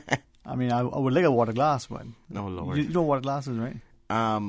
The one that you put over the my boy, put over the boat. Yeah, hey, I used to do an internship at the National Museum, and I got to put that to good use. Good for you, yeah, man. I appreciate we teaching you something. Oh man, no, but see again, right? I know people going, oh, he means a water goblet. No, a goblet is that thing that spooks you. No, it's a goblin. No, water glass. That's the right one. Water glass. Yeah. Oh man, it's see the beauty of this place. As you shared, you're traveling to study. You get to learn, appreciate. Hopefully, not only more about other places, but about yourself and about your country, not just you personally. Yeah. And then those who come here likewise. So if we can somehow embrace that and understand, you hold on. Or what is it? The high school we went to as their motto, hold fast that which is good, right? We hey, and mine not leading edge was aim high and embrace the future. Yeah. What was the unofficial one? Don't get detention. that was it. Oh man, but that's the notion that we look heavily at who we are. That's right. And it's about extending a hand sometimes. Sometimes, or making sure somebody has the right access to the right information. Because sometimes, a lot of times, somebody needs to make that decision for themselves. So it's best to have the information, as opposed to somebody saying, this is what you should do. Give them the information and let them decide, well, this is what you could do. Look at the options of what you have and make a decision. Yeah, I think too sometimes, I'm looking at it from the perspective of a student traveling overseas, not just at boarding school, but university in particular, where there's a sense of expectation of independence, right? And it doesn't matter how old you are, when you see something for the first time, you learn something for the first time. It's the first time. You have a 30-year-old who's learning to drive and has a 1 year driving experience. Hopefully, 30-year-old is more mature than the 20-year-old or the 15-year-old or what have you, right? But that's still 1 year of driving experience. That's right. And when you look at are we giving them every opportunity? Or are we sink or swim? Throw them over the deep edge and if you survive, you survive. Right? But sometimes sink or swim work, Yeah. But I think, I noticed that people seem to want to be changing, a lot of the things that work in the past and say, well, we finding new ways to do it. Yeah, that's true. Might be finding new ways to do it. But is the new ways as effective as the previous ways? Like parenting, my parents beat me. That was quite effective, and now you hear people saying, well, they're beating their children less. Not to say whether that's right or wrong. I'm not here to determine that. But I'm saying is, people are finding new ways to parent, but you have to determine is it more effective or is it less effective? Because you can always find you can always find a new way to do something. Like I keep seeing these videos on Facebook of how to do multiplication. We learned how to do multiplication by hand, but now there's a new way to do it where instead of doing it above, you do it below, and it's just a different process. You get the same result, but it just takes longer, I think that has to, from what you're sharing, understanding that, the tried and tested can be trusted, but then there's no harm in experimenting and trying something. Yeah. If you do it properly, right? I generally don't like when people be like, abandon everything from the past. This is now the future. We can't do anything like we did in the past because of the resources we have now. If it works, it works. That's why a lot of industries. Radio Cayman been on the air for how since 1888. No. 1888? 1888. Yeah. No, 1988. No, Radio Cayman? Yeah. Hold on. How much? 1976. Okay, is that it? 1976, right? And there's a reason why radio stations as an industry, continue to work. Is because they found what works and they continue to use it. Radio Cayman found what works. Other stations found what works and they continue to use it for years. Why? Because they tried it and it worked. And I think, sometimes we try to remove, what is tried and worked to just something new because it makes somebody else a little bit more comfortable. Or, we either fall victim to the snake oil salesman or some other charlatan, or we become so enamored with the eloquence that we fail to realize the BS that's behind it, right? And, if the emperor was naked, new clothes or not, still naked. Exactly. All right. The invitation is to you to join us whenever you want. Tomorrow is another day. If you're welcome to come back and be part of the fray. I will let you know. Let me know. Will. All right. Susan, I think she has the day off, tomorrow. She's on a BRAC specifically. No. First of all, I didn't know government was giving extra days off. Yeah. I thought working with government was. Remember, you have to walk through a very narrow door. Yeah, you're right about that. I should probably make that joke from the phone, calling into the show, not on air. Yeah. Gotcha. But thank you all very much for listening to us. If you're a parent of a student studying abroad, whether this is the first semester, whether you're getting ready to go off, 2 things to remember quickly. If you're looking for overseas scholarships, the deadline is the 31st of this month. Please get your applications in. If you are an entity or an individual, corporate or otherwise, and you're considering either upping your scholarship or offering your scholarships, look closely to the Royal Caymanian students. Yes. Continue to fund them and provide for them. And if you're like some who are so vitriolic, divisive, destructive, demeaning, demoralizing, and just derogatory, well, you know what? And I got to give another plug to IMAC, the person who gave me the scholarship, because, some scholarships are very specific. Some scholarships are specific to accounting or sciences. IMAC, they work with students. Go and check them out. Yeah, man. We thank you for sharing that. And hopefully there'll be more of that. So as we invest in our people, and maybe I'll get a scholarship to... Not just kidding. Well, they have standards, They have standards, Sterling. They're not just giving them away, though. you got to qualify. Well, Susan, she says despite that, we'll still invite you back. I hear. All right, cool. Susan can get a scholarship. I'm not worried about it. Susan, the educated woman. Susan, this is a scholarship. Yeah, Sterling, that's a toss-up. That's a coin toss. Until tomorrow, join Mr. Orrit in the morning for the record, and come back for Talk Today right after the midday news. Until then, be blessed.